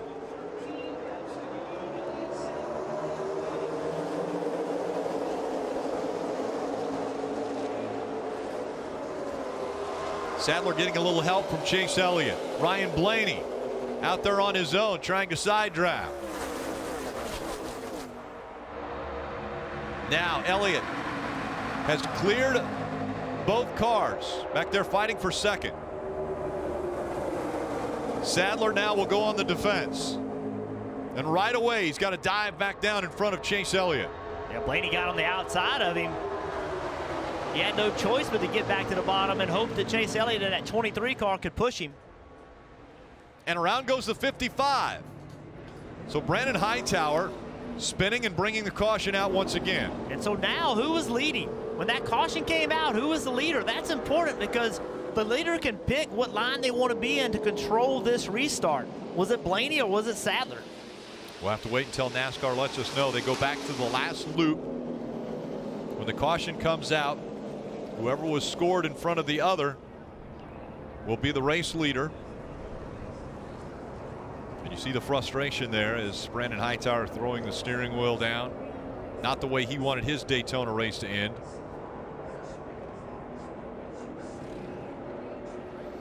Elliott thinks he's out front. Ryan Blaney will wait, as will we, to find out who is officially out front when the caution came out.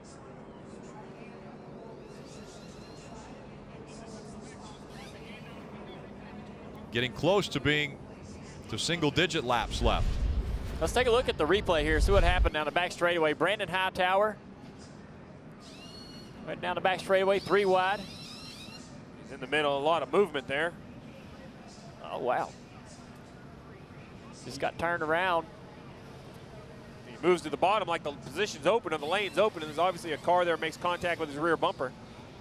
Hard for the spotters to spot that far away, too. You'll see these spotters carrying binoculars, and they'll actually follow the car down the back straightaway through the binoculars every single lap. I don't know how they do that. I've always wondered, you know, how they can stay on their car and on the car they need to watch.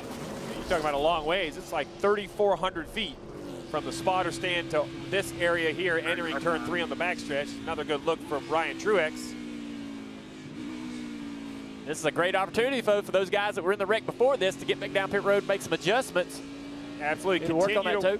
Can always keep working, right? Ryan Truex going to fix that toe in. Maybe get that car driving a little bit better, give him a chance to get back up in there. Long ways from over.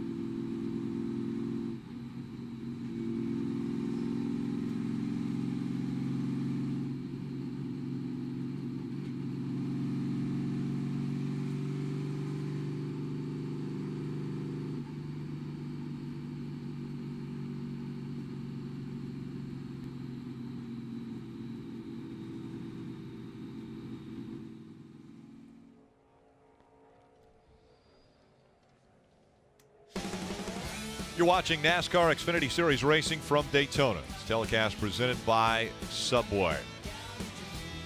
Let's take a look at tonight's Toyota driver update. Christopher Bell, currently the highest scored Toyota driver in 4th.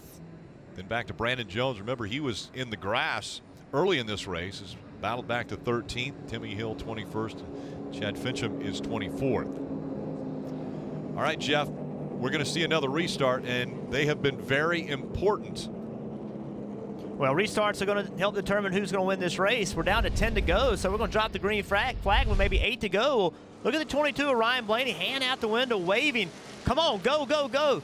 That's given the 60 car behind him a reference of when to go. Well, look on the outside line. Look at Elliott Sadler. He's doing the same thing. He's waving. So that front row, you know, they want the row behind them to push just a little bit sooner than they get going to try to get a move going. We see Chase Elliott on pit road, Kelly. Oh, and you see the hood just go down on the 23 car of Chase Elliott. He quickly brought it down to pit road. There's an issue with the power steering, and Chase said it suddenly got hot, and as you can see, he's got the window nut down. It's obviously something they can't fix on pit road. They said they're done. If Steve, with the power steering going out and it all of a sudden got hot, that leads me to believe that it's a belt issue, something on the front drive of the motor where it rides the fuel pump and the oil pump belt and all that stuff. Maybe something failed up there. That's exactly what I was thinking. I think the power steering was the result of another issue. It gets hot because it's no longer pumping water, so I would imagine all the belts are probably missing off the front of the 23. Frustrating night for Chase Elliott. He'll have another swing at it tomorrow, though.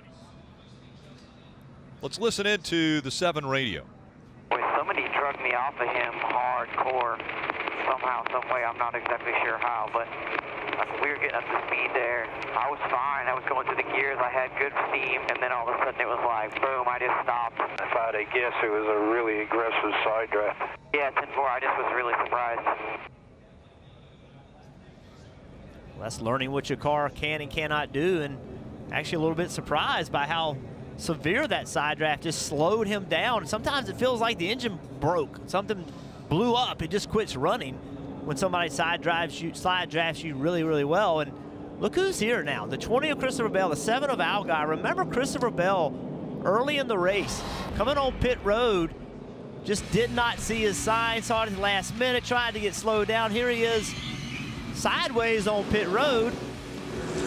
No one got injured, no damage.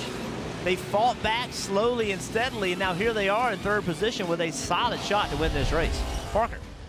And Jeff, the craziest thing about that is he's been really loose inside that 20 car as well. And remember, he told me before this race, he just did not feel comfortable at these super speedways in these Xfinity cars. He did not figure out how to make the runs, but he had some great driving there through the field to get all the way back inside the top 5. Maybe he'll figure out some of those runs and make a move here at the end. To somebody else that's got a really cool story right here, Kaz Gralla. He came to this team, he was driving for a guy and they shut the team down. They started this team up and they didn't have a plate car. So the car you're seeing right now is a 10-year-old Ray Evernham car that they got together, and here they are sitting in 8th position. I mean, this team, man, they just keep finding a way. They come to the racetrack, and what a cool story. And Junior, you know some of these guys. The Uris are involved in this program at Fury Race Cars, and they're just fighters. Yeah, I was really excited for Kaz when all this came together, and especially, you know, to find out Tony Jr. was going to be involved in this, and they were going to be back in the Xfinity Series. And Tony Jr., he's the guy that knows how to build a great plate race car, because I certainly drove a lot of them. I know Tony Sr.'s got some influence on this as well. All those guys bringing their expertise and experience to this program has made a big difference in this guy's performance. Dave. Junior, Chase Elliott was in the mix. We saw him getting the wave up to help push there at the end. What put you out? I believe we broke a oil pump belt or ran something over and it cut it. I don't know. It's kind of a weird thing. I've never had that happen before. So I thought we were in a really good spot, you know, with pushing Elliott there and had a really fast untuck at Chevy tonight. Had a chance. That sucks, man. I really felt, you know, just to be in those front 2 rows with a handful of laps left is really all you could ask for. So appreciate these guys letting me drive their car. It was a lot of fun. Wish we could have got him a win while I was here, but maybe we'll have another chance down the road. Who knows? But yeah, it was fun while it lasted. All right, he's smiling. He had a good time, but boy, he would have loved to be in the mix for the win at the end of this, guys. Well, he'll have another shot again tomorrow. Big day of racing on NBCSN. IndyCar Series qualifying from Iowa at 3:30. That starts it all. 5 o'clock NASCAR America. Then countdown to green. Then make sure to join us on NBC for Monster Energy Series racing from Daytona under the lights. Post-race show and again continued coverage at 11 o'clock on NBCSN.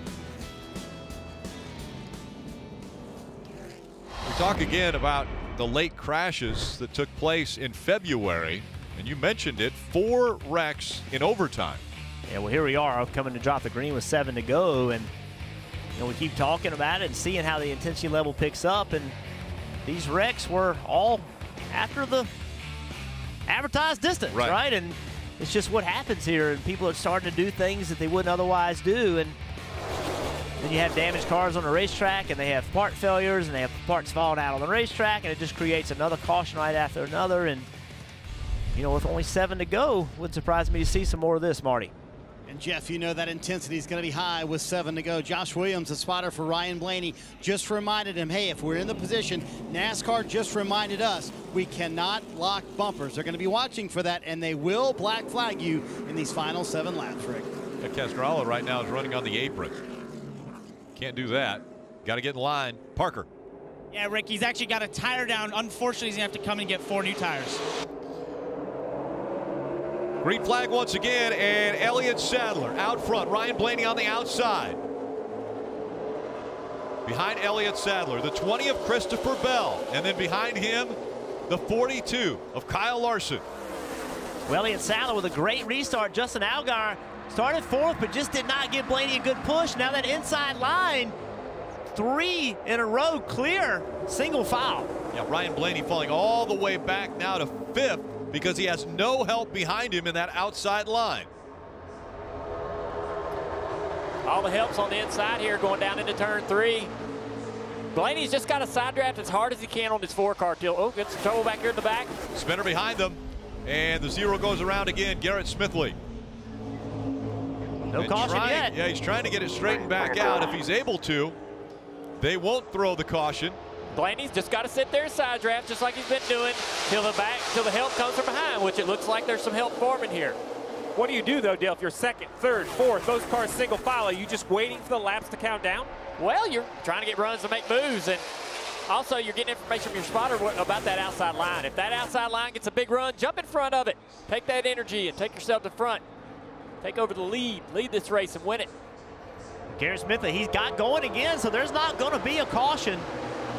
Now the question is, how do you get a run single file? If this battle for 5th place, if they cannot clear and move up the racetrack, I think that's what's going to be interesting. You see right there, the 22 got on the outside of the 3-car of Lee. Now the 42, he responded by pulling up in front of Blaney, trying to get a draft. Christopher Bell did the same thing. Everybody's mirror driving big time right now. A couple of names you don't normally see up front. Shane Lee in the 3 and the 4 of Ross Chastain.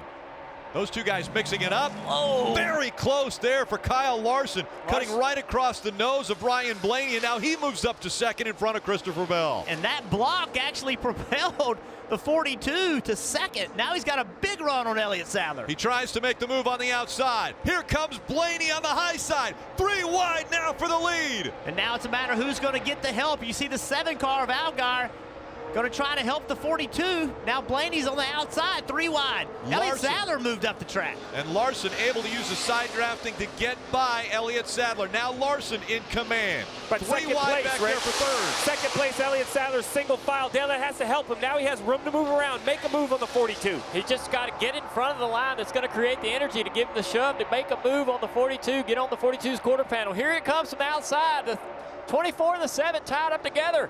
Here comes the energy. Get in front of that, Elliott. Take that energy. Make a move here. He tries. He goes down low. He looks to the inside of the 42. Big run still by the 7. Allgaier trying to keep it up. Allgaier didn't go with him, and now they're battling for 2nd. That was an opportunity for Elliott, but his teammate went against that move, didn't trust it. Oh, and Shane Lee in that 3-car, he had trouble with the handling of the car. The 16 was in the back of him. Now there's no one with Elliott Sadler. We got a crash. We got a crash and trouble here. And behind them, they're wrecking. Ryan Reed involved.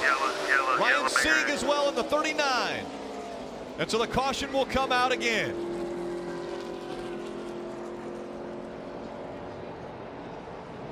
The 0-0, Cole Custer.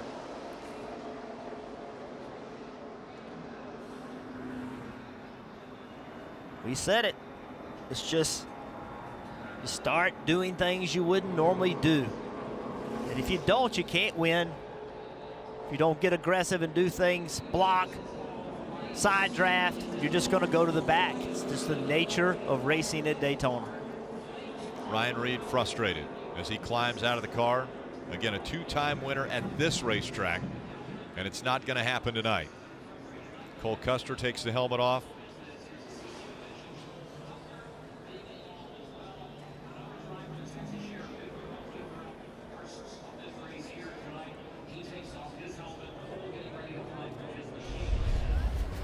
Well, here's where it all started. Cole Custer 3 wide on the outside. Really nobody in front of him. You see, they're 4 wide. 16 going backwards. 93 got into the back of the 0-0. Not sure of that energy of the 16 car. He was having some kind of trouble when he was going back, and I don't know if that contributed to them getting 4 wide, and then eventually you run out of room.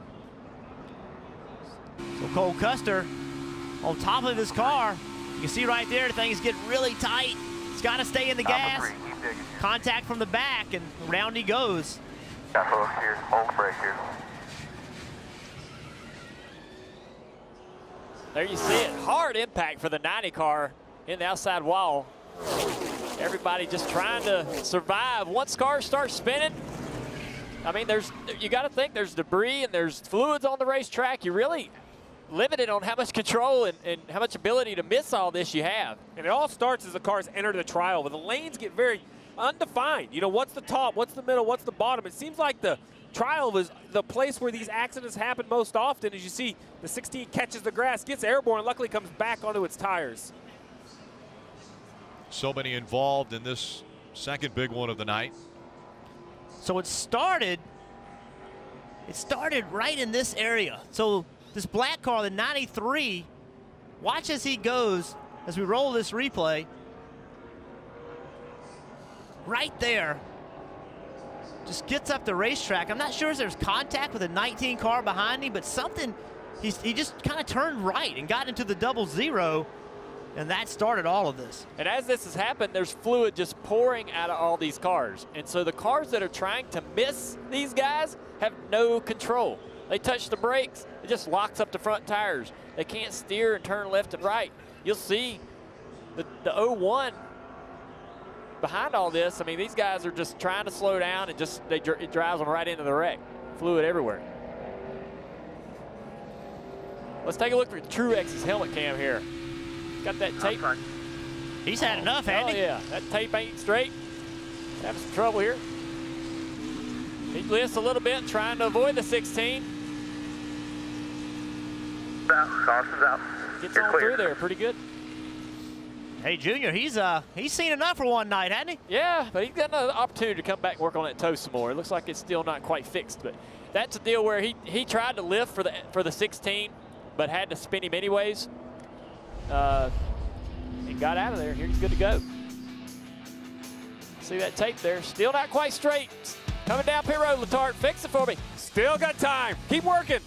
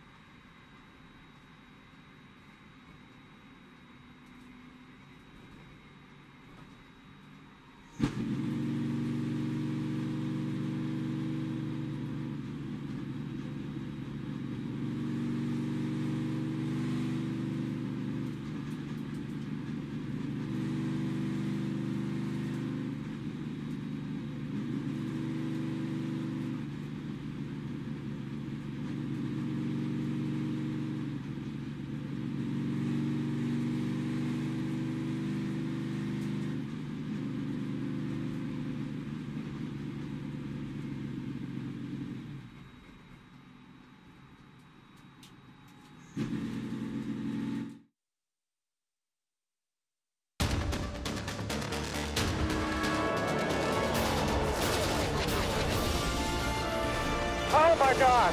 Oh my God, that is not good. Keselowski wins at Daytona. And Stenhouse is going back to victory lane. There is just something about Daytona International Speedway. Tomorrow, a very big day in racing. On NBCSN, it's IndyCar Series qualifying from Iowa. NASCAR America right back here at the track. And countdown to green. Then on NBC, racing from the high banks here at Daytona. Post-race at 10:30, and we'll continue our coverage on NBCSN after post-race. We're into overtime for the first time, and the way overtime works, they'll get the green flag if they're able to come all the way back around and get the white flag. If the leader takes the white flag, the next flag will end the race, either a caution or the checkered. But if they don't get around to that white flag and a wreck happens, the caution comes out, we'll try it again, and we'll keep going until we get that white flag under racing conditions. As Jeff mentioned earlier, they had 5 tries at it in February. Let's listen in to the 7 team as they kind of dissect what took place just before the wreck. I couldn't screw the 24 like that, you know what I mean? No, it's what got us there. Nobody behind me pushing me. Like, I mean, yeah, the one and I could have gone forward, but we just stalled out immediately. Yeah, 10-4. Did the right thing there. Let's just focus on winning now. Well, you have to make decisions, and they have to be split-second decisions. And what he's talking about is right here. Here's his teammate, Elliott Sadler. Behind him is at 24 of Haley. So Haley's pushing him, giving him a big push. Now he has a decision to make. He hits the one car.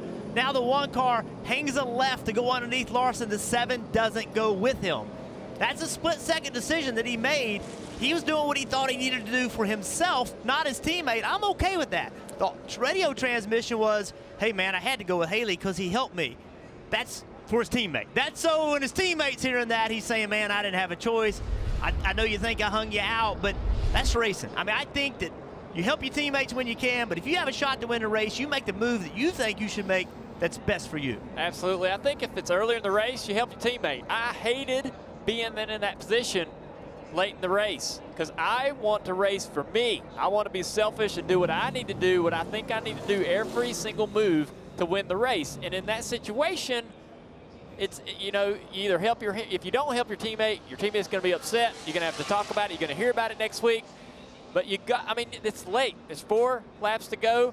You got to make moves for you to win the race. Well, you mentioned teammates. Let's listen into the one of Elliott Sadler.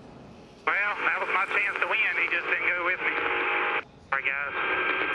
Thought I was trying to get myself back in the right position. And you were. Yeah. Like Elliott Sadler did everything right there. He did nothing wrong. And you know, here he is. He sees the run coming. He goes where the run is. He gets that push, hangs a left. Boom, now here I am. I'm on the bottom. But he didn't do anything wrong. That's that split-second decision that Allgaier made, that Elliott Sadler made, and Elliott Sadler came out the short end of the stick in that situation. Listen, as long as there are teammates, this will be an argument at Daytona and Talladega. But listen, Junior, I've been blessed to work with you and Jeff Gordon, 2 of the best when it comes to restricted plate racing, and I remember those meetings. The executives would have all these plans. We're going to work together, and the first thing Gordon would say is, I'm just going to apologize to all y'all right now because I'm going to do whatever I have to do. And then I could see the relief on your face. You're like, thank goodness you said it, because you were thinking the same thing, right? To be great, you have to be selfish. Yeah, you do. I mean, to win this race, or any race at a plate track, you got to be selfish and you got to make moves that suit you and that, going to profit you in your position. And sometimes, and if you're, unfortunately, you're going to have to be around teammates during the race. Now, early in the race, the 7 could have sacrificed himself there to help his teammate. That would have been fine, and he probably would have felt okay doing that. But when it's this late, it's time to win it's time to make moves that win the race. You can't be helping other people just for the fact of helping them. That does nothing for the 7. That move to help the 1. I know it's tough.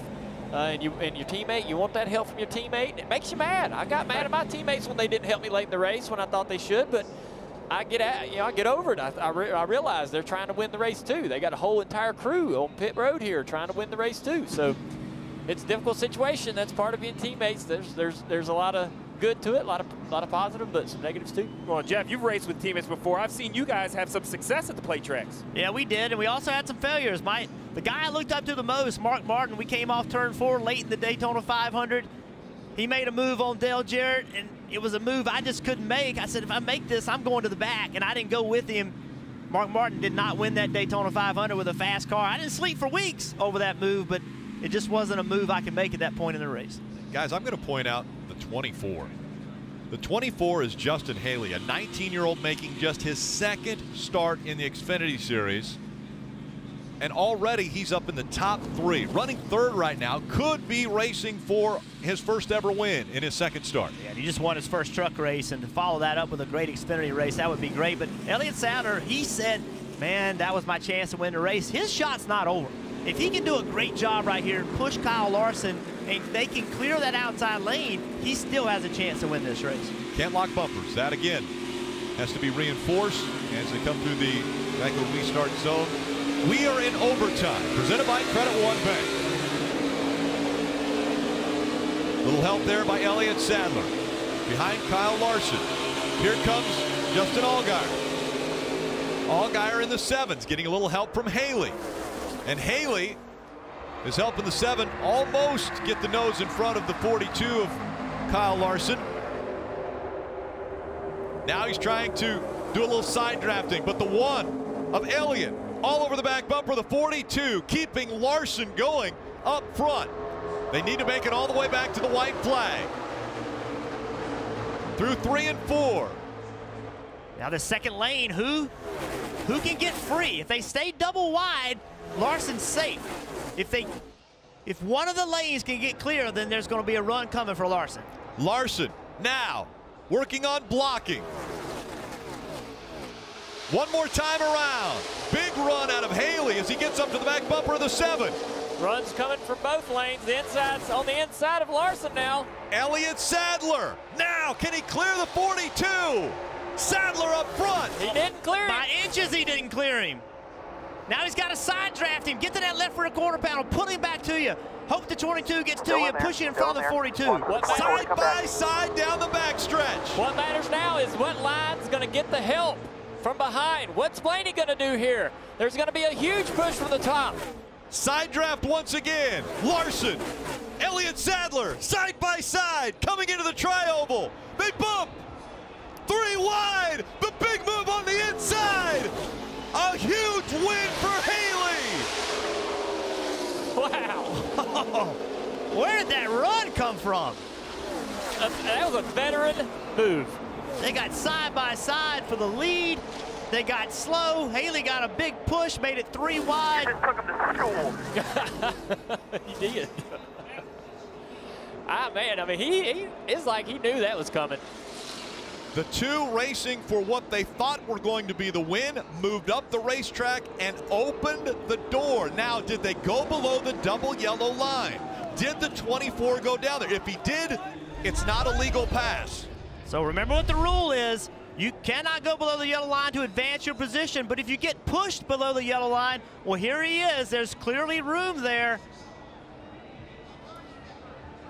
That's going to be a tough call for NASCAR. It's going to be a very tough call. The thing is, there was room between the 1 and the yellow line. Like, it didn't really, I don't think it helped him, Junior. Do you? No. I mean, I think there was room, so he could have been right against the 1 and not been below the yellow line. So, I don't know. Tough call for NASCAR. It is a tough call. I really think that's your natural reaction as a driver to make that move, because he thought that the 1 car was coming down. So it's he's not looking at the line. It's a natural reaction.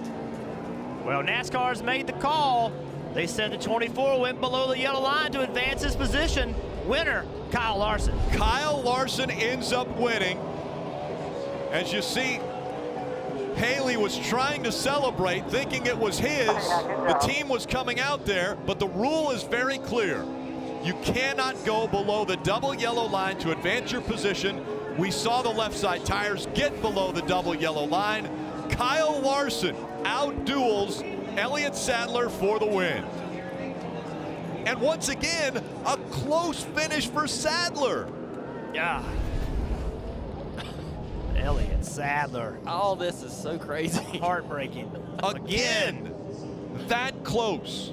And that's the gap. And Justin Haley heartbroken. See right here, if we can stop it right there. I mean, there's room for Haley to get up by the 1 car. It's just a natural reaction, though, as a driver, to steer away from you know, what you think is going to happen. He's not moving down there to block anybody or you know, I just don't understand. But it's a clear-cut rule, I suppose. And remember back in February how close Elliott Sadler came. He finished runner-up in the closest finish ever in NASCAR history. It was this gap right here. Separated 1 and 2, and once again, Elliott Sadler on the inside again. This time about 8 inches as opposed to the 3 inches before. 5/1000ths of a second. Elliott Sadler out of the car. And once again, the runner-up. Let's go to Rutledge Wood.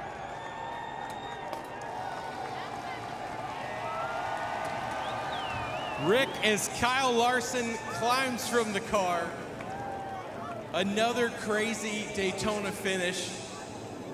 3rd win this season.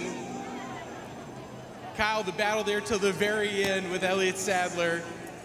How did that last lap work for you?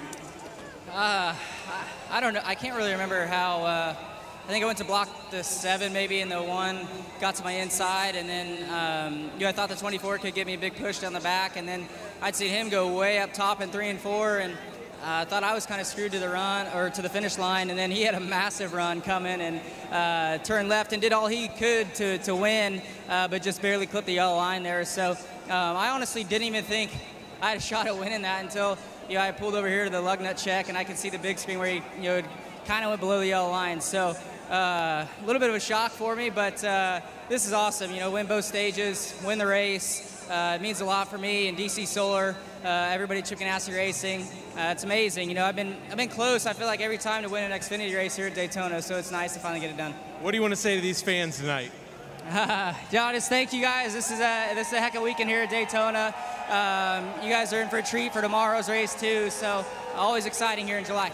Congrats, buddy. Thank you. Kelly? Brett standing by with Justin Haley, who made that incredible move there. It looked like you had won this race, and then you get the news that they say you dipped below the yellow line. What's going through your mind? I don't know. I just wish NASCAR would be a little more, tell us how much of the car we can have under the yellow line. But I don't get this opportunity enough. GMS Racing has been behind me. Spencer Gallagher, Mike Beam, everyone. I don't have a lot of sponsorship, and to come out here and get the opportunity to even compete with these guys is a blissful opportunity. So I'm really grateful that I could even, seeing the replay there. There's room for me to go up, so I don't know why they're calling me like that. But, not how we wanted it to end, but like I said, I'm running trucks full season, and this is just an opportunity to come over here part-time, and I'm extremely blessed to even get the opportunity. So just really, really thankful. That was Kevin Belcourt, my crew chief's first start. I got to thank the Fraternal Order of Eagles for giving me this opportunity. So amazing to be here at Daytona, even though we didn't win. Well, he put on a heck of a show, but won't quite work out for Justin Haley this time, Dave. Kelly, Elliott Sadler has watched the replay on the big screen. Elliott, what could you have done on that final lap? I just didn't know that 24 was coming. Just miscommunication between my spotter and myself. I was just trying to really key on the 42 and win this side drive. I felt like it was Daytona February all over again. So I hate it for my guys. They worked way too hard for me to keep finishing second here at Daytona. And they gave me another fast Armor Chili Chevrolet, and I should have capitalized on it and felt like I was in a good spot there at the end beside Larson. But just wasn't meant to be. Elliott Sadler, 47 times 48 now that he's raced here at Daytona, still looking for that checkered flag to be his, Rick. Yeah, and again, on the rule, we just heard Haley kind of say, well, I had room up there. I don't know why they made that ruling, but it's very clear, isn't it, Jeff? Well, it is, and I just talked to Steve O'Donnell, the Executive Vice President of NASCAR, and he came by to visit and just said, hey, look, the rule says you cannot go below the yellow line to advance your position. He wasn't blocked to make him go below the yellow line, so the rule is the rule, and that is the problem with rules. You have to enforce them, and even if it's a split-second thing, you see right here, Justin Haley with a great move, but right here he hangs this left, and clearly he's below the yellow line. It's non-debatable if he was below it or not, and so NASCAR's got to make the call. If they don't make that call tonight, then it's chaos tomorrow night. Well, Jeff, it's like football. It's out of bounds. I mean, if your foot's out of bounds, you're out of bounds.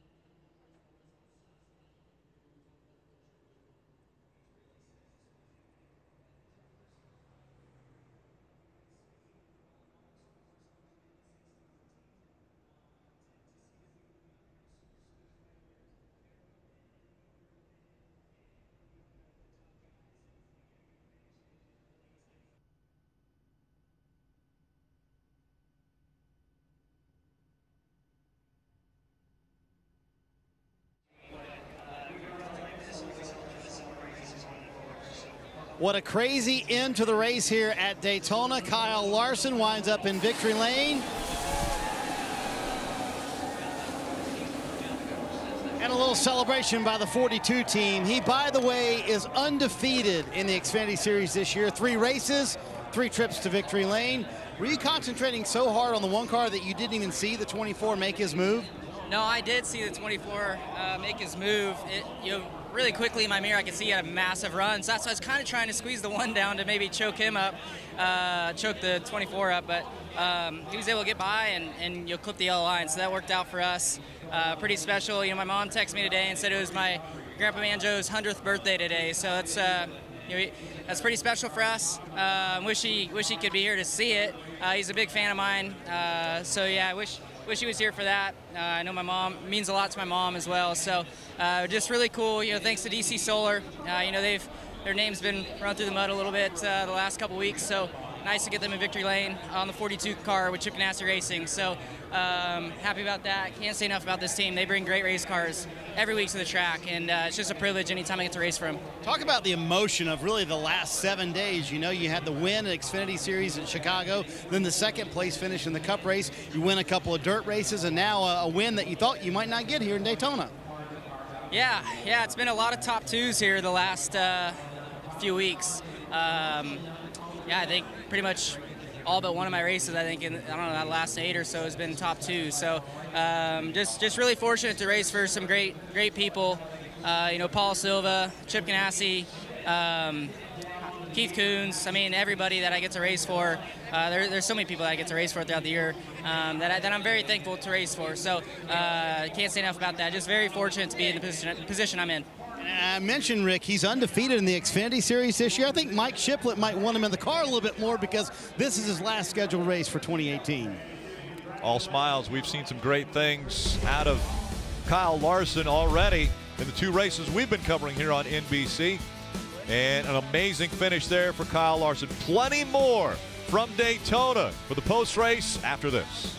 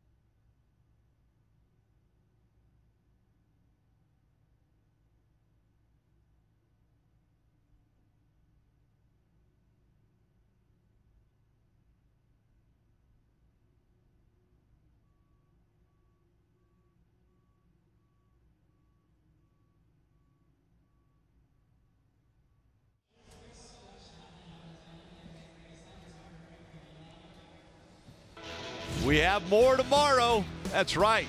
Dale Jr., Jeff, Steve, and I will be calling this one. And what an incredible race we saw Xfinity.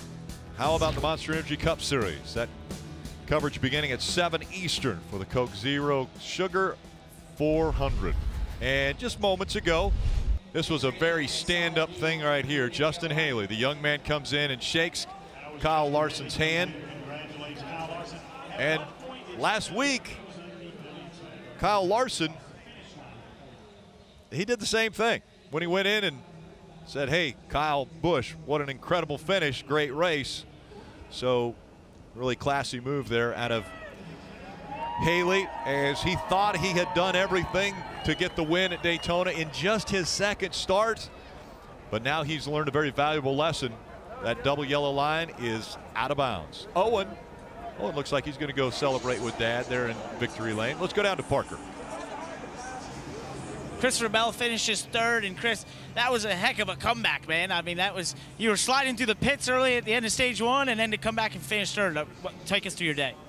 Well, I was pretty much just along for the ride there. Practice didn't really go as smooth as what we wanted to. I didn't feel like we had the strongest race car, but our PDP GameStop Camry was good when it mattered at the end there, and we got bottled up getting onto pit road there that first stop, and I wound up being just to the outside of the 16 car, and where my pit box was, I couldn't find my sign in time, and then whenever I did, I tried to yank it down and spun out. So thankfully I didn't hit the wall, and we were able to get the stop done and just come back from there. Before the race, you and I were discussing how you maybe hadn't figured out the draft in these Xfinity cars. You didn't know how to create the runs. Did you figure anything out tonight?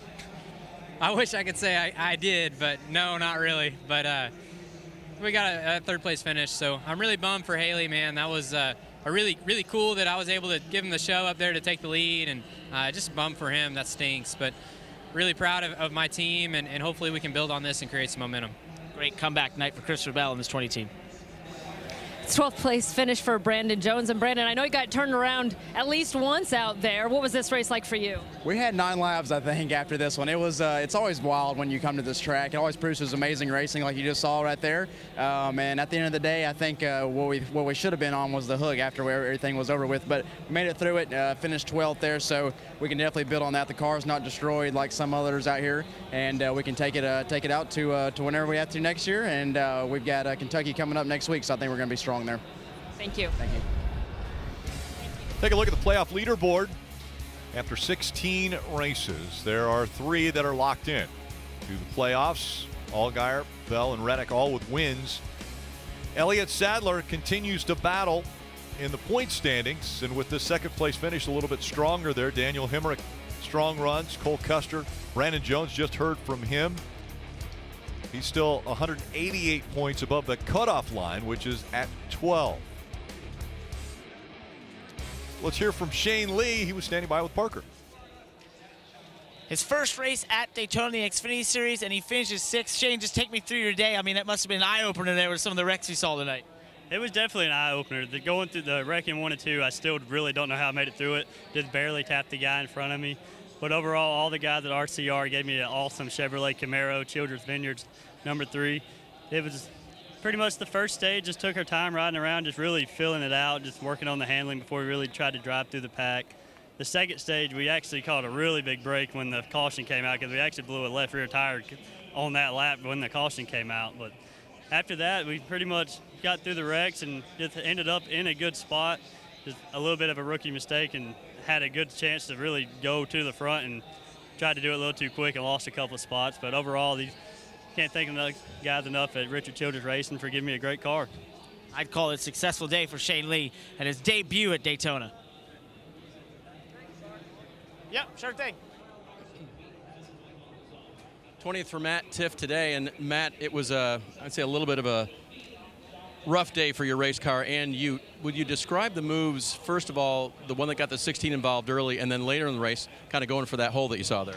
Yeah, the earlier incident with the 16 there, I was coming off a 4, we were all running single file, and the 9 got a big run on me, and he gave me a big shove, and when it happened, he caught me at the end of turn 4, so it turned me sideways, but when it did that, it carried the momentum into the 16, so there's really nothing I could do at that point. But later on there with his 60, we ran a few laps, and he was going up and blocking the outside lane there, and I had a big hole on the inside. I thought with the momentum I had, I could get in there, and unfortunately when I got there, he came down a little bit, so it was just enough to catch both of us in there. So hate it for the run we were having. Our KCMG Camaro was in the front all day, great top 5 car. So I've been on the receiving end of it, and today I was on the aggressive side of it. So just trying to figure out these super speedway deals. Is the best run I've had on a speedway in a while. So keep on trying to learn, and obviously hope Austin's okay after that tumble he took there. And obviously understanding, in order to do well here, you do have to be aggressive, don't you? Yeah, and I saw the 42 pull a similar move on my teammate, the 3 on the backstretch earlier on, kind of getting him up and being able to force a hole. So I was trying to replicate a similar thing, but just going into turn 1 there, I think we just kind of caught each other at a bad time. So like I said, I think I heard he was okay, so hope he's all right there, and certainly apologize for tearing up some equipment there, but just trying to be aggressive and trying to learn more, and we'll just get better for next time here. And the hat dance will be taking place in Victory Lane. That is coveted ground when you come to Daytona. You can get into that area. Can Kyle Larson sweep the weekend? Well, he's going to have a shot at it. We'll talk about the Cup race with some of the best Cup racers here at Daytona when we come back.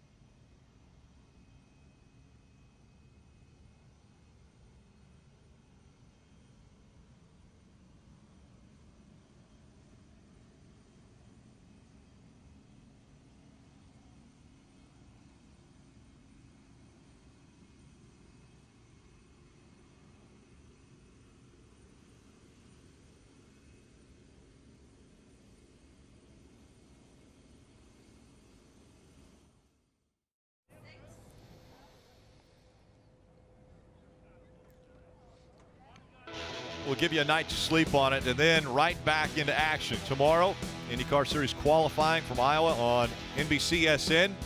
Countdown to green at 6:30, 7 o'clock. We're going to drop the green flag. That'll be on NBC. And the Monster Energy Cup Series racing from right here at Daytona. So a lot of drivers obviously watching, Denny Hamlin included. Damn, I got called for the same thing in the exact same spot and cost us the win in the shootout in 12. So why is that rule there? Because he didn't impede anybody's progress. He was able to make the pass. Nothing happened dangerously. Why is that rule there? Well, I think it's important for the fans to understand why there is such a rule. The reason it's a rule here in Talladega is because if you don't have that rule, drivers go on the apron, they go everywhere in the world, and we had these unbelievable wrecks. Drivers going 4 wide into turn 3, cars on the apron. So NASCAR, actually the drivers came up with the rule, went to NASCAR for several years. NASCAR finally said, okay, we'll implement it. They didn't want to implement it because then they got to call it, right? They got to make these split-second decisions by inches, and that's why it's there, to keep people on the racing surface, because with the draft and cars all in one big pack, cars were in places they didn't need to be. Again, I hate rules because you got to enforce them. But if the rule is if you go below the yellow line to advance your position, clearly Justin Haley was below the yellow line by that much, but he was below the yellow line, and they had to make the call. All right. Steve, Junior, what are you guys looking forward to tomorrow? Well, more of the same. Daytona didn't disappoint tonight. From what I saw in practice, I expect the Cup race to be just as crazy, especially that final stage coming toward the finish. Yeah, we'll see probably even more action tomorrow night because of the stage racing and the importance of those stage points. I hate it for Haley tonight. We'll never know what the win tonight would have done for his career, but I'd tell him there's better days ahead. Just lift your chin up and keep digging. Yeah, and listen, Daytona, you never know how it's going to end, Rick. one more exciting finish at the World Center of Racing. That's why you have to tune in and stay tuned in, because this one was overtime again. In February, the margin of victory was 4/10,000ths of a second. Tonight, the margin of victory, 5/1000ths of a second. Kyle Larson, he gets to celebrate. Everybody else gets to shake their heads thinking, what if? Coming up next on NBCSN Racing Roots with Clint Boyer. This copyrighted telecast may not be reproduced, retransmitted, or used in any form without the authorized written consent of NASCAR Broadcasting. NASCAR would like to thank all of our fans for your support, and we hope you enjoyed today's broadcast.